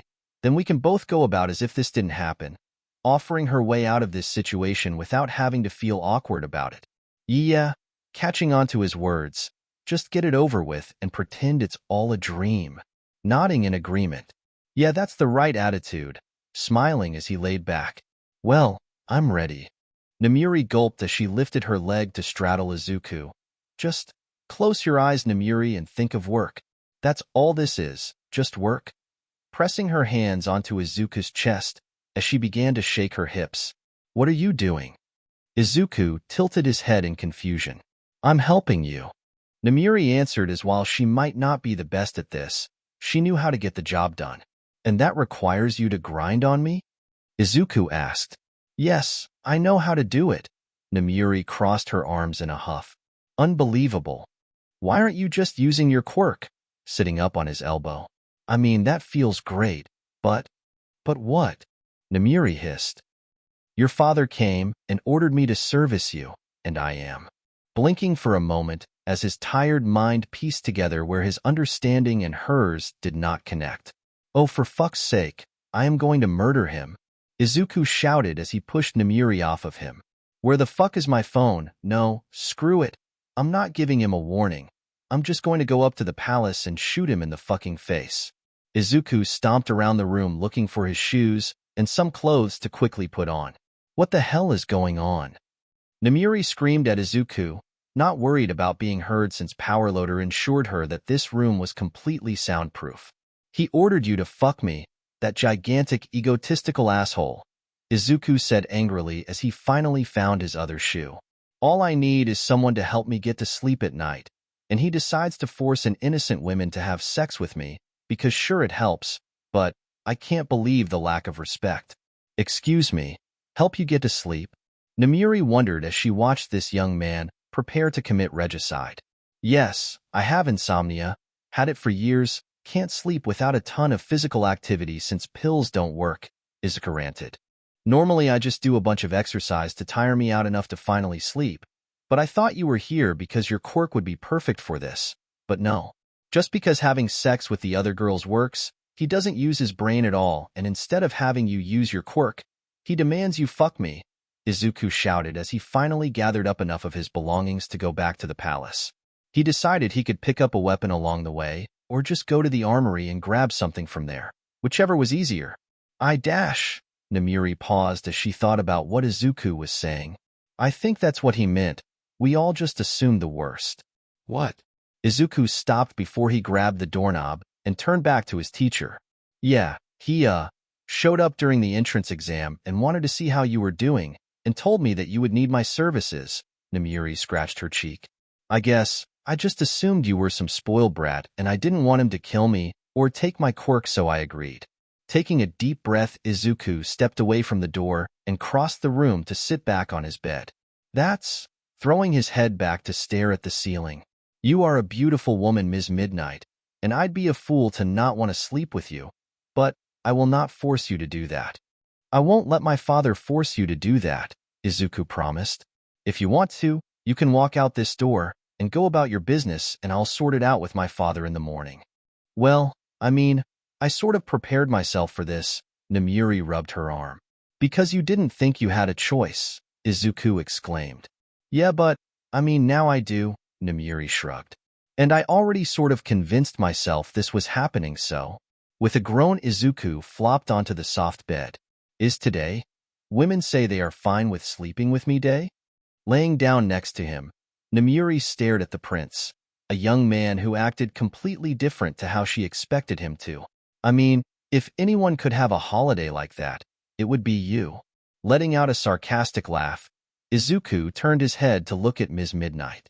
You are hilarious. Did anyone tell you that? Dryly responding to her joke. Pfft, you're just jealous, Namiri chuckled. Of what?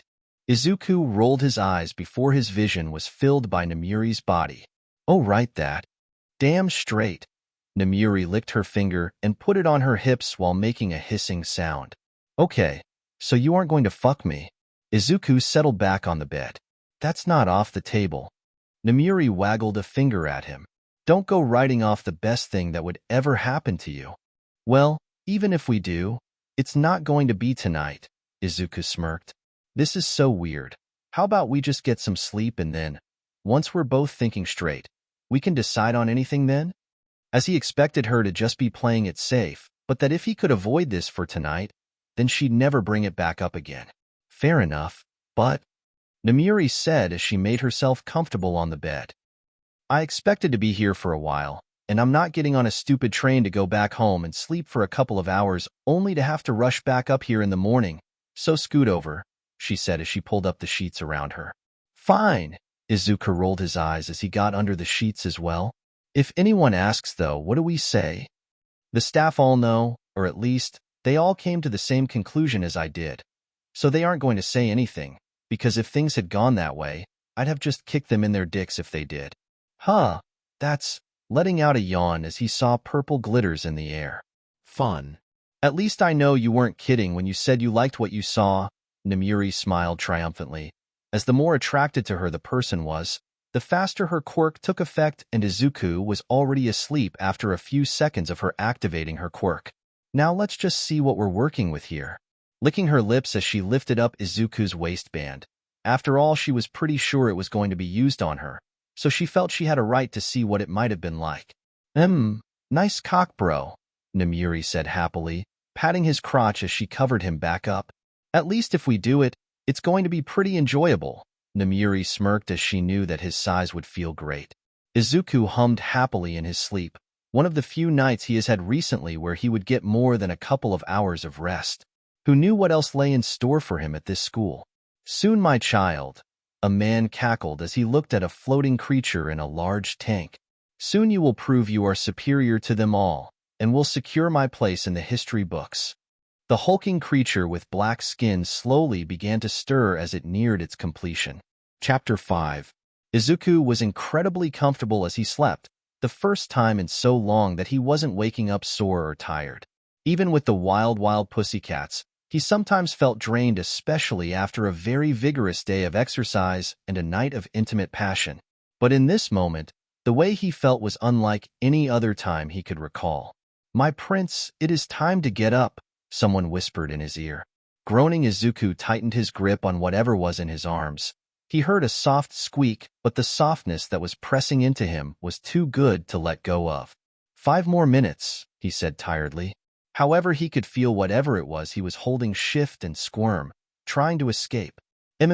Stop it, he mumbled, giving the thing in his grasp a soft swat on something that was soft and jiggly. This made whatever he was holding in his arms stop moving. A soft smile formed on his lips as he started to drift off. His eyes snapped open when he heard his name. Oh, Izuku, Ms. Midnight moaned as she wrapped her arms around the prince, letting him cradle her body to him even as his strong hands were kneading her generous backside. She had started to grind her pelvis on his thigh when with a startled screech he flung himself onto the floor. Don't stop now, Ms. Midnight purred at the prince, while she slowly crawled forward to peek at Izuku, who was laying on the floor. Oh right, Izuku had been puzzled until the last night came back to him. How Ms. Midnight stayed in his room rather than leaving. I'm so sorry for groping you, Ms. Midnight, Izuku apologized to his teacher for his boldness, then stood up and turned around to hide his morning wood from the woman. He assumed she wouldn't like to see that first thing in the morning. He had expected to hear her gathering her belongings before leaving his room until he felt a pair of arms tenderly wrap across his chest and slinked way downward, tenderly rubbing his bare stomach. "Sorry for what?" she whispered in his ear, causing Izuku's face to turn an impressive shade of red. "Taking what you wanted. Admit it, you were prepared to make me yours, weren't you?" Her husky voice making Izuku's knees weak. Ms. Midnight's tongue graced the side of his neck as her hands made their way into his pajama pants, where she wrapped them around his quickly hardening shaft. Izuku, try as he might, was unable to hold back the entirety of the moan when the busty woman's soft hands began to slowly stroke him. Ms. Midnight, he turned his head to see her smiling face. "What are you dash?" he started to ask before his hips bucked as she pumped him hard for a good few seconds. "Good little princes get good little rewards. Naughty big princes get naughty big rewards." Taking one of his earlobes between her teeth and softly biting him. Ms. Midnight frantically increased the speed of her strokes, and she could feel his cock throbbing in her hands as she jerked off the prince. "Are you going to come soon?" she asked, her voice barely audible. Izuku started to nod as he felt ready to pop at a moment's notice. Ms. Midnight giggled in his ear at that. "Do you want to spill your seed all over my hand? Do you want a release?" She continued to tease as Izuku nodded again, this time more vigorously. "Tell me what you want, my prince. Command me like I'm your slave. Please, make me come." Ms. Midnight, Izuku groaned as he was seconds away from ejaculation. She hummed in his ear before her hands suddenly stopped. "No," she said, releasing her grip on his penis and pulling away from him. Izuku froze for a moment, unable to comprehend what she just did. What?"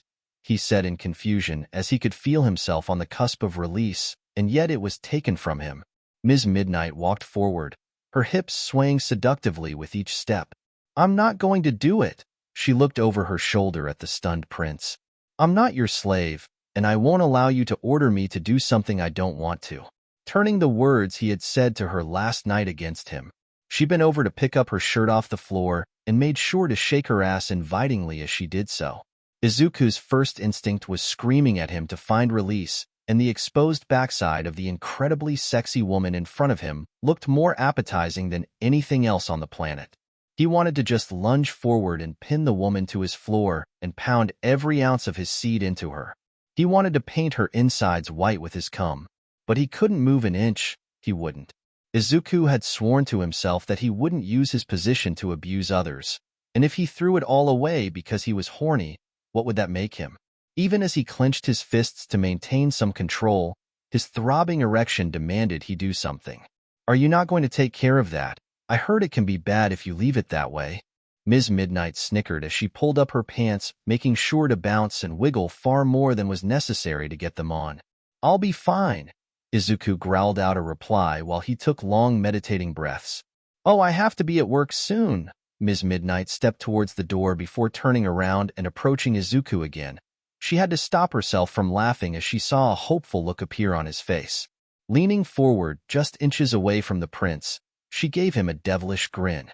"I'll be back later tonight to help you again," trailing her hand up his shaft just as he had begun to deflate, causing it to come back with a vengeance, and she couldn't stop her cackle as she left Izuku flustered and in need of release.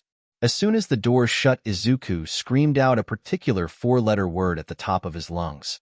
"Geez, you okay?" Jairu gulped nervously as she had ended up walking next to His Highness on the way over from the dorms. She found it kind of terrifying that the prince looked like he was going to kill someone this early in the morning and was hoping that his ire wouldn't be directed at her. Stopping himself from unfairly unleashing his anger on the innocent girl next to him, Izuku took a deep breath. "It's fine, I'm just a bit, I dunno, pinned up," Izuku said, trying to avoid blurting out that he had been blueballed by his teacher. Hopefully we have something today to work out any excess energy, practically praying that one of his lessons would involve him doing some hard physical activity. "Oh yeah, I guess that makes sense," Jairu nodded, agreeing that for a school that taught students how to be soldiers for all for one, there was a lack of anything close to action on the first day, but she wasn't that disappointed as it was again, the first day. These things had an order to them. Izuku took one piece of solace that day as Present Mike had walked in with a limp that he didn't have the previous day. Izuku chuckled to himself, earning him a glare from his teacher. "You shouldn't have asked," Izuku shrugged as he figured that the vile temptress that was Ms. Midnight wasn't joking about dick kickings. The class had no idea what that interaction was about, but the smug look on the prince's face and the one of pure hatred on their teachers told them not to get involved. However, nothing could beat the smug smile on Ms. Midnight's face as she very energetically lectured the class on art history. She took glances when she could at Izuku when no one was looking and sent him a wink. That. Izuku bit back a swear as he knew she was teasing him. Izuku felt like that lesson was hell as all he could think about was what she had done to him that morning and how she left him. Lunch this day was to Izuku's surprise different from the previous one. Instead of it just being Momo who joined in a place next to him, that girl from earlier in the morning, Kakin, and another boy with white and red hair sat themselves around the table. "Hello." He kindly greeted the people who occupied the other chairs. "Sup?" Jairu nodded her head at the prince. Jairu figured that the prince was a pretty chill kid, so it wouldn't hurt to hang around him from time to time. "Fuck you," Bakugo sharply said as he bit into his lunch. "I am here to serve," Todoroki stated, causing Izuku to stop eating his food and set it off to the side. "One of these things is not like the other," Izuku sang in his head. "So, what's up with that greeting?" Izuku casually asked as he rested his chin on his palms. "Your Highness, my name is Todoroki Shoto. My father is the #1 ranked soldier in your father's army. It is my duty to serve and protect you," Todoroki flatly said as if he had rehearsed those words time and time again in preparation for this moment. Taking a deep breath, Izuku closed his eyes. "No, you really don't have to," Izuku informed the boy, hoping to dispel these notions of his. "I do. It is my duty, what I was made for," Todoroki replied. Intertwining his fingers and blinking away the feelings he was having, Izuku put on a polite smile. "Would you please elaborate on that?" Hoping to figure out what the hell that comment meant. "My father Endeavor knew he was the best soldier in your father's employ, but he was aware that a stronger one could be bred. My mother was carefully selected out of other potentials, and after a few test children, I was deemed a success and have been sent to UA so that I can be capable of providing you with the best help available." Todoroki explained to his prince a shortened version of his life story. Turning to Bakugo, who looked just as stunned as the rest of the table. "See, Bakugo, this is why I don't like blind devotion. Things get weird then, and now I have to figure out what to do with this new information." "Okay, maybe you have a point." Bakugo conceded that he had always figured that people worshipping him would be great, but this was an extreme he hadn't considered people would go to. "How about after today we have a talk about what duties you think you need to do for me?" Putting his hand on the other teen's shoulder. "Would that work for you, Todoroki?" The boy nodded even as he kept his gaze on the table he was sitting at, not wanting to see if his prince was angry with him or not, or how his father would take this dismissal. Izuku was grateful he managed to get through lunch without any more awkwardness, even if Jairu would snicker at him. Actually, that made it better since it showed that at least one person in his class wasn't walking on complete eggshells around him besides Bakugo. Now we begin our last lesson of the day, Foundational Combat Skills. Aizawa said to the class that was eager to begin some actual fighting. So inside these cases, pushing a button on a remote that caused the wall to open up. Are the suits you have sent in designs for? Izuku had spent far longer on designing his suit than he likely should have, but he didn't want to get it wrong. Part of the issue was he wanted to avoid showcasing that he was the prince, but he also didn't want to completely remove it, because that was a part of who he was. He wasn't sure if simple would work, but he had a suit in a similar shade to his hair color, and the black lines were there to make it not a singular flat color. Aizawa was standing next to a tall man with blonde hair that Izuku recognized as the intern from his acceptance video. "This is Mr. Yagi. He's interning here as he works to get his degree in physical training. He will be designing lessons with the intent of strengthening all your muscles as well as your quirks," Aizawa said as he looked over his students who nodded along with him.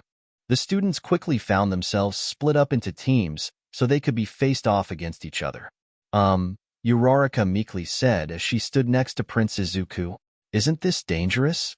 The intent of the lesson didn't seem all that safe to her. Not with one kid who made large explosions, and she was worried about how this was supposed to go with the prince on her team. She didn't know if she was supposed to listen to his plan, offer her own suggestions, or what. I mean, Bakugo can be kind of a dick, but he's not crazy or anything, Izuku shrugged. Just don't take a direct hit, and you shouldn't get seriously injured. Offering that is the best possible advice when confronting someone whose quirk was all about blowing things up. Upstairs, an almost identical conversation was happening. I don't know. It feels like attacking His Highness would be a bad idea, Ida admitted about being nervous about engaging in direct combat with the prince. This was just a lesson and shouldn't be an issue, but the act of attacking a member of the royal family was something he wasn't sure he could commit to. Fucking seriously. Katsuki swore loudly at his teammate's concern. I'll do it then, since you're such a pussy. Grumbling as he knew his partner was pretty much useless. Ready or not, Deka, here I come, Katsuki shouted as he stormed out of the room and went looking for Izuku. Well, you heard him. Izuku shrugged as he could hear the explosions Bakugo was making getting closer. Okay, new plan. I'll fight him, you take on Ida. Izuku nodded as Bakugo flung himself around the corner and decked Izuku in the face, making him stumble back. Uraraka was slightly relieved to not have to get in the middle of their fight, so she hurried off to find the other villain. In the tent that was used to observe those who were currently taking part in the activity, the students were a bit speechless. I mean, I get that we're supposed to deal with combat, but Kirishima trailed off as he wasn't sure how to verbalize how he thought they weren't actually meant to attack Prince Izuku. I get what you mean. I'm just glad it's not me out there, Hagakure chuckled nervously. I don't think I could have taken a swing at His Highness. He is another student here, so we have to treat him as if he was just like one of us, Mina suggested, not really believing that herself, because at the end of the day none of the other students had literal legal authority over them all because he was the son of the ruler of the world. While the students discussed this philosophical conundrum between themselves, Izuku and Katsuki were still in the throes of combat. You seem to be enjoying yourself? Izuku smirked as he saw the sadistic glee in Katsuki's eyes as he fired off explosions hoping to catch Izuku in them. Katsuki let out a laugh as he slugged Izuku in the chin. Are you kidding? I have free rein to put your royal entitled ass in the ground. Of course I'm going to take it. Well, I'm actually kind of glad it's you then. I'd hate to have everyone else too scared to do anything to me, and then just let me win. Izuku agreed somewhat with the sentiment. That's because they're a bunch of pussies. Just because you're the brat of all for one, everyone walks around on eggshells around you. Katsuki sneered as Izuku planted his knee in his gut. He'd never known Izuku to be much of a fighter, mostly because no one was stupid enough to attack him, but he was genuinely surprised to find a halfway decent combatant. Katsuki realized those months Izuku spent away from school must have been to get him trained up. But I'm not like them. I know you hate this royal crap. Sometimes, yeah. Izuku agreed as he was blown into another room. With a wheeze, he got back to his feet. You remember the one time I forgot a pencil? The way that the teacher just threw out our midterm exam. Katsuki chuckled as he very much remembered the day that the important test was canceled. He'd studied like crazy to get the top score in the class, and when it was just tossed aside it infuriated him. Izuku shook his head. It was ridiculous. I would have been fine borrowing a pencil from another student. I'm just really hoping that UA's not like Aldera. Sighing as he was already getting mixed feelings about some of this place. On the one hand, he was in a place with the potential to learn so much. But on the other hand, he wasn't sure he could escape the shadow that his parents cast. Suck it up, at least with me around. You know I'll always kick your ass. Katsuki smirked as he detonated his wrist gauntlet at Izuku. The force of the explosion tore through the building, leaving Izuku with very few options. Taking in a deep breath, he activated his own quirk and a torrent of flame bloomed in the room, colliding with the explosion. The blast could be heard for miles when the two attacks met. The cameras were obscured and the headsets couldn't get anything more than static afterwards. Fuck! Aizawa shouted in frustration because he realized that those two idiots might have just killed each other with such a devastating reaction between their quirks. He slammed down his headset and started to head towards the building, hoping that he could at least retrieve decent enough-looking corpses. Holy shit! Katsuki coughed out some dirt from his lungs. Your dad gave you one hell of a quirk, didn't he? Looking at the carnage that their quirks meeting head-to-head had caused, Yup. Izuku smirked. Called it dragon fire or something. He rolled over so he could push himself up off the floor. Don't know where he got it from, or more accurately who he got it from. Katsuki stretched out his soreness as he looked at the blown-up room one last time. Well, I'm pretty sure we got in trouble for this, he proudly said, as it wouldn't make sense not to be proud of yourself after you absolutely destroyed a room. You were already going to get scolded for it, so might as well take some joy in what you did. Oh yeah. Izuku started to laugh at the devastation they had caused. His parents would not be impressed with him and his friend nearly leveling a building. So we need to get our stories straight, Izuku said, as he knew there was only one way out of this. Blame everyone else. Ida did it. Uraraka did it. The two quickly declared before running out of the room, so they would be gone by the time their teacher could get there to give them detention or something. When Aizawa returned to the tent, he glared at the two teenagers who were sitting in the back of the tent innocently whistling, even as they were covered in soot and rubble. Oh, you two are just going to make my job so easy, aren't you? He sarcastically said as he turned to the next group to begin their run through the lesson. With the day over, the students changed back into their uniform and headed towards the dorms. Wow, that was a great lesson, Mina said happily while she walked with the large group of people along the path away from the main building. Maybe for you. I think my feet are still frozen from Todoroki's quirk, Hagakure complained, because the bicolored-haired boy froze the entire building they were in and stuck her to the ground. It's crazy how strong some of our classmates' quirks are, though, Jiraiya commented, twirling one of her plugs around her finger while thinking about the lessons they had together. Oh yeah, Kirishima said in agreement with his classmate's statement. I'm actually really excited to go head-to-head against them, too. He emphasized this by pounding his hardened fists together. Izuku, meanwhile, was sitting in a room with Todoroki. Okay, I need you to explain to me a bit more about yourself.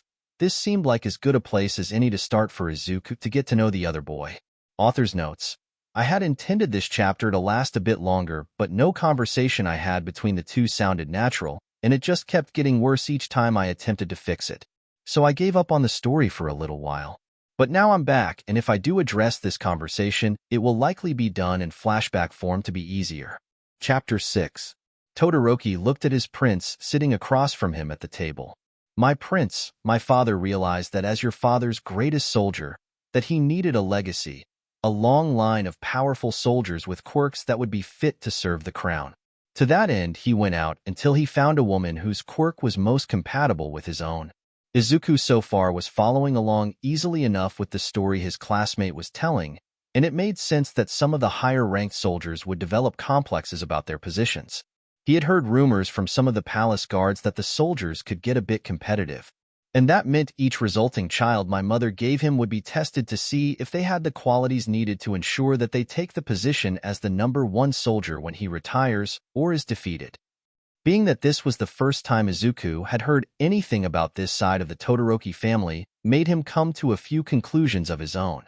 I was deemed to be the success. Todoroki placed his hand on his chest.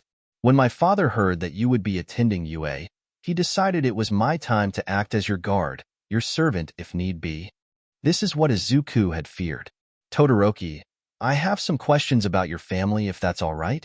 Please, my prince, ask me anything. Todoroki nodded, ready to finally be of service to the royal family. Is your mother safe? Your siblings, are they treated well? Izuku carefully asked while watching Todoroki's features to gauge his reaction.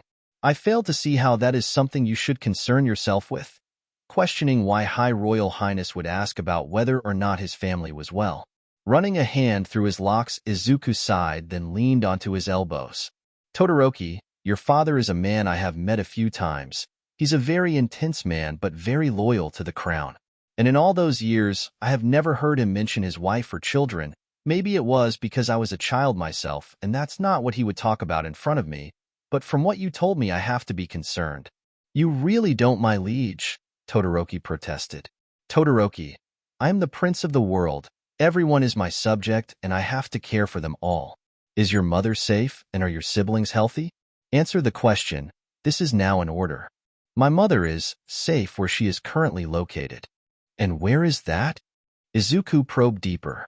She is housed at the Soldier Emergency Treatment Hospital. For the last 10 years, Todoroki muttered under his breath that last detail. Despite knowing he could force the information out of Todoroki with a few more questions, Izuku had other avenues to acquire what he wanted to know. And your siblings? My older sister Fuyumi and older brother Natsuo live at home. My eldest brother is... Todoroki sighed unsurely because he had been much younger when he last saw his brother Toya, who had a huge argument with IH's dad before storming out of their home, and he'd never seen or heard anything since then. It's okay, Todoroki. You don't need to say anymore, Izuku said heavily while trying to piece together the information. Is there anything else you would like to know about me? Todoroki asked. Izuku just shook his head. No, anything I want to know about you will come out in our time together in class. Todoroki, you are not my servant. You are a classmate and hopefully in the future a friend. You don't have to act like that around me. Yes, my liege.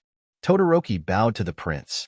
Gonna have to work on that, Izuku said to himself while he watched his classmate leave the room. You finally finished your meeting, nerd? Bakugo asked after coming into the room unannounced, having been waiting outside for one of them to leave. Yeah. Izuku leaned back into his chair exhausted. Today is still going on. Anything you wanted to talk about? Taking a chair, and then leaning back to rest his feet on the table. I think that my father's #1 soldier is abusing his family to make some kind of super soldier, and I need to do something about it, Izuku answered, knowing that Bakugo wouldn't be spreading any rumors around and had been one to help him sort out other problems in the past.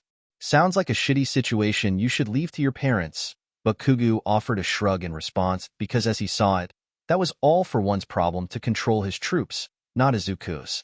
Dad probably wouldn't really give a shit and Mom might. Izuku shivered about how his mom might only get involved for the wrong reasons. So only you, master of all the bullshit, Bakugo chuckled. Fuck you, Izuku muttered with a smirk. But yeah, I think it needs to be me, and I can't just call the hospital to get them to tell me, Izuku said in contemplation about what he might need to do. Why not? Because I want this to be official. If there is something wrong, if I do it up front with my actions, then it sets an example for everyone, but if I keep it quiet and discreet, then what I want might get twisted along the way. So I'm going to have to go to the soldier hospital this weekend and see what's going on with his mother. So much shit just to be in charge, Bakugo scoffed. I would have just sat up in that palace with a never-ending parade of strong people to fight and women to pleasure me. Yeah, well, kind of wish I had that right now, Izuku admitted, because that sounded so much better than what he was dealing with. It's been a while. We just fought today, you bitch. Bakugo said indignantly that their earlier battle was already forgotten, like he hadn't given Deku a good fight. Not that, the other thing, Izuku admitted. Dude, you actually had women coming up to the palace for that? Wow, I didn't think you had it in you, Bakugo whistled appreciatively. No.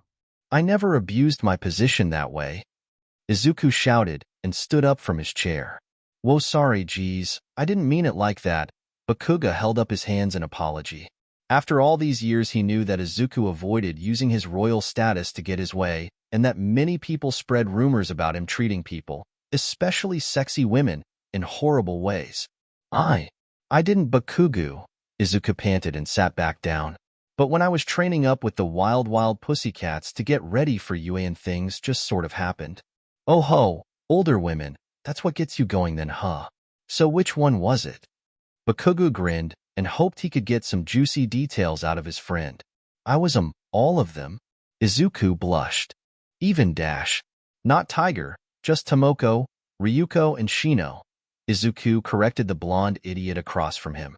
One night I was just overworking myself because I was so frustrated, and they took it upon themselves to help relieve me. After that it just became more impressive. Bakugo nodded appreciatively. So you don't have anyone here? Pretty sure that girl in class said you were marrying her? Momo and I are taking it slow, because I don't want it to be something she has to do. She had her future taken from her because of my parents. I don't want her to only be here because of some obligation. Damn, that's rough. Admitting that it would be difficult to have to deal with all this stuff.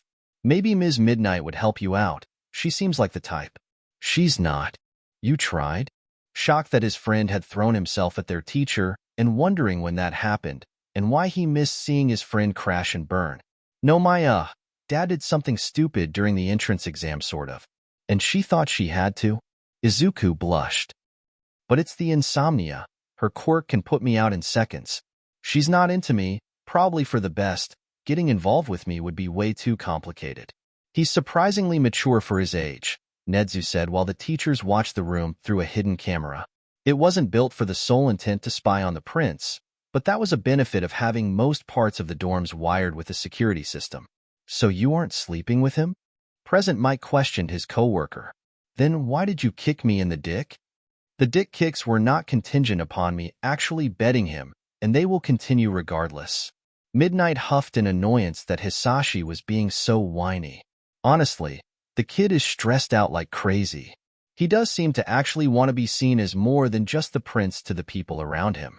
Aizawa commented because over the last few days Izuku Shigaraki had not tried to hold his position over anyone in the school, be it student or teacher, except for that discussion with Todoroki which necessitated it.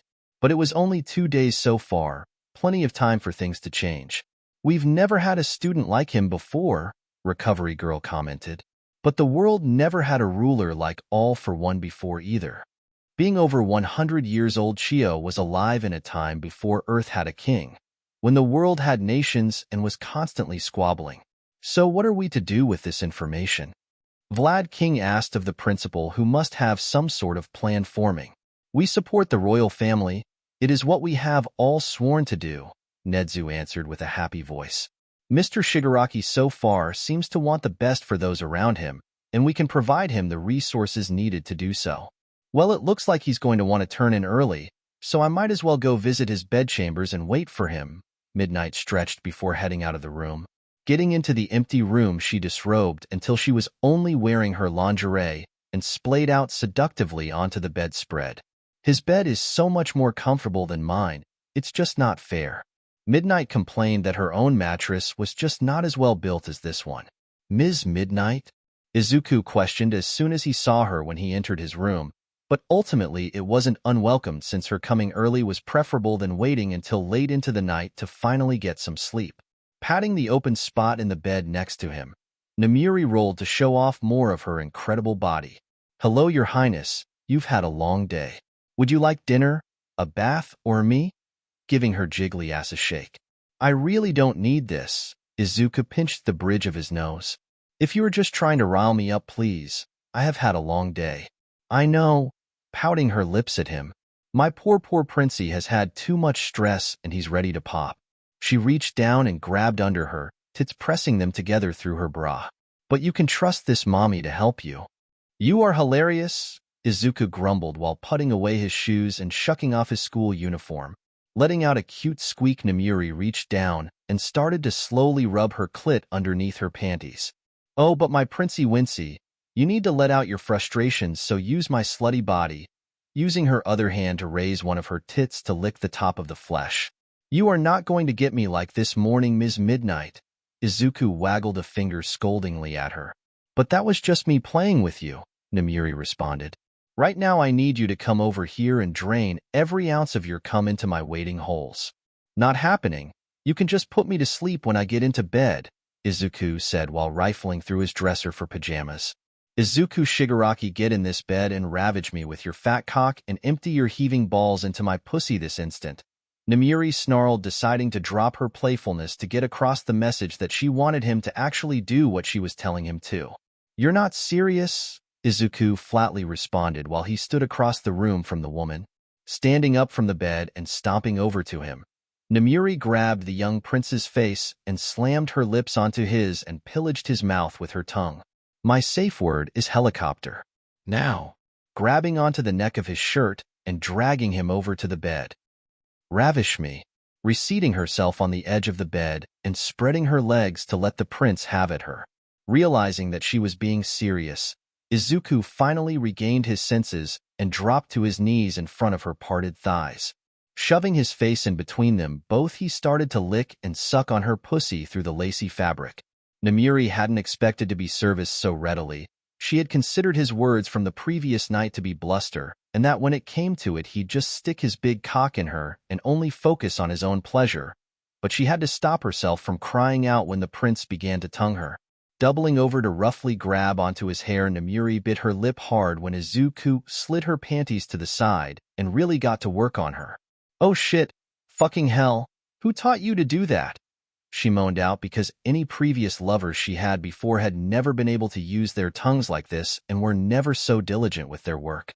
Izuku just offered a hum before wrapping his arms around the woman's thighs and standing up, making Namiri lose balance and fall back. Not with her legs over his shoulders, he encircled her stomach in his embrace and really went to town on the pussy he was eating out.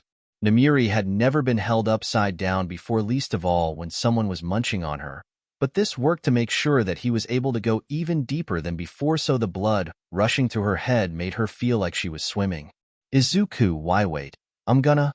Imgonaku. "Coming," Namiri shouted as she gripped the sheets below her and clenched her thighs against Izuku's head. If she wasn't feeling such ecstasy, she would have been ashamed that she sprayed the prince's face with her juices. But instead of dropping her, he just continued as if he wasn't soaked in a woman's fluid. "You taste amazing," Izuku said, dragging his tongue up her slit. "I could do this all night." "If you do that," Namiri panted, her cheeks a furious shade of red, "I'm never letting you leave the room." "That sounds like a good deal, but I do have other things to do." Slowly lowering the woman back onto the mattress so she rested on her stomach, then pulled down the waistband of his pants and let his dick flop down and land on his partner's face. "So I'll just have to make sure these next few hours are just as enjoyable." Pulling his hips back so his cock dragged down her face, stopping with the tip resting on her lips. "Promises, promises," Namiri teased before pursing her lips and giving a little kiss to the mushroom head in front of her. "That mouth has better things to do than talk," Izuku grunted as he shoved his cock into the awaiting mouth. Namiri was no stranger to large sizes, but never before had she had a cock go straight into her throat without more time to prepare. Letting out a squeal as her body fought against the invading appendage, she struggled to settle down as the prince treated her throat like a cock sleeve. "Fuck, you have a tight throat, Namiri," Izuku gasped out as he felt every inch get massaged by her mouth. "It's perfect." Namiri's eyes rolled into the back of her head. She was just thinking to herself that the prince can never know how turned on she was to be dommed. How much that feeling of losing control and letting another person take the reins and use her to their heart's content made her own heart pound. Izuku ran his hands through her long purple hair before he dug his fingers into her scalp. "I'm coming," the prince declared as his muscles clenched, and the first of many spurt of white seed was sent straight into his partner's waiting gut. Quickly pulling out of her mouth, he stroked his shaft rapidly and fired off more strands into her panting face. Watching his thick just slowly trickle down the woman's face, and as she wiped the fluid from her eyes to clear her vision, smearing the mascara she wore, Izuku realized that going months without a release had his wires all crossed, and for Ms. Midnight, she would be in for a very vigorous night. Namiri barely had time to react when she was moved into a more open position and could feel the bulbous tip of His Highness' cock prodding at her entrance. "My prince, maybe we take things a bit dash." Her request was cut off when Izuku covered her mouth with his own and plunged deep into her core. With the wild pussycats, they each had their own speed that they enjoyed the most. Ryuko loved it hard and fast. The blonde wanted to really feel the power behind each thrust. Shino preferred to have things drawn out to have his cock hit every sweet spot inside her. And lastly, Tomoko wanted it to be soft and tender like herself. But what all three loved was how attentive Izuku was with each of them. But right now, Izuku was more like a beast, pounding out his thrusts into her body as Ms. Kiyama succumbed to the pleasure he was giving her body.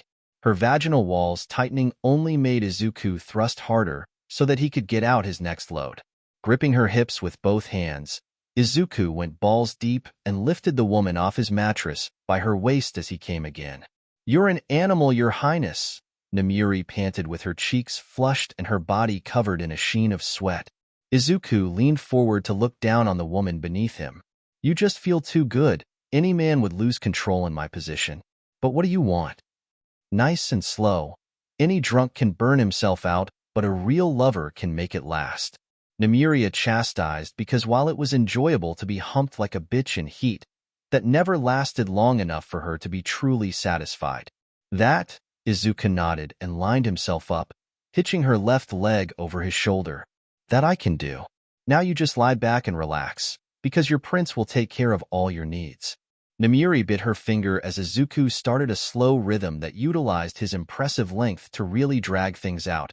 Her leg up on his shoulder allowed him to use more muscle groups to add to the enjoyment she was feeling. A few steamy, sweaty hours later, Izuku flopped down next to a thoroughly satisfied Midnight and pulled the sheets over and cuddled up next to her. We should do this again sometime, he said tiredly to the woman who ran her fingers through his hair. Don't think that you've won me over, Your Highness. I'm just doing my duty is all, Namiri deflected cheekily. Oh please, that thing with your tongue was all you. Izuku smirked and let out a yawn. Don't think I didn't appreciate your efforts. You are easily in my top 10 shags. Namiri chuckled and fluttered her eyes closed. Get some sleep. You should be ready to drift off without my quirk. Yeah, but I wouldn't be opposed to one more round just to be sure. Izuku inquired whether he could get a little more out of the woman he just spent a few hours defiling. That's what they all say. One more round. Just another blowjob. Oops, I didn't mean to stick it in there, but let me keep going anyway, Namiri scoffed. If you don't go to sleep, I'll just use my quirk since obviously sex isn't enough to tire you out. Deciding to drop it since he much preferred this method than being gassed every night. I'll be good, until you don't want me to. Namiri rolled her eyes and lightly slapped Izuku's shoulder. Get some sleep. Letting herself relax in both the most comfortable bed she'd ever laid in and the embrace of another body.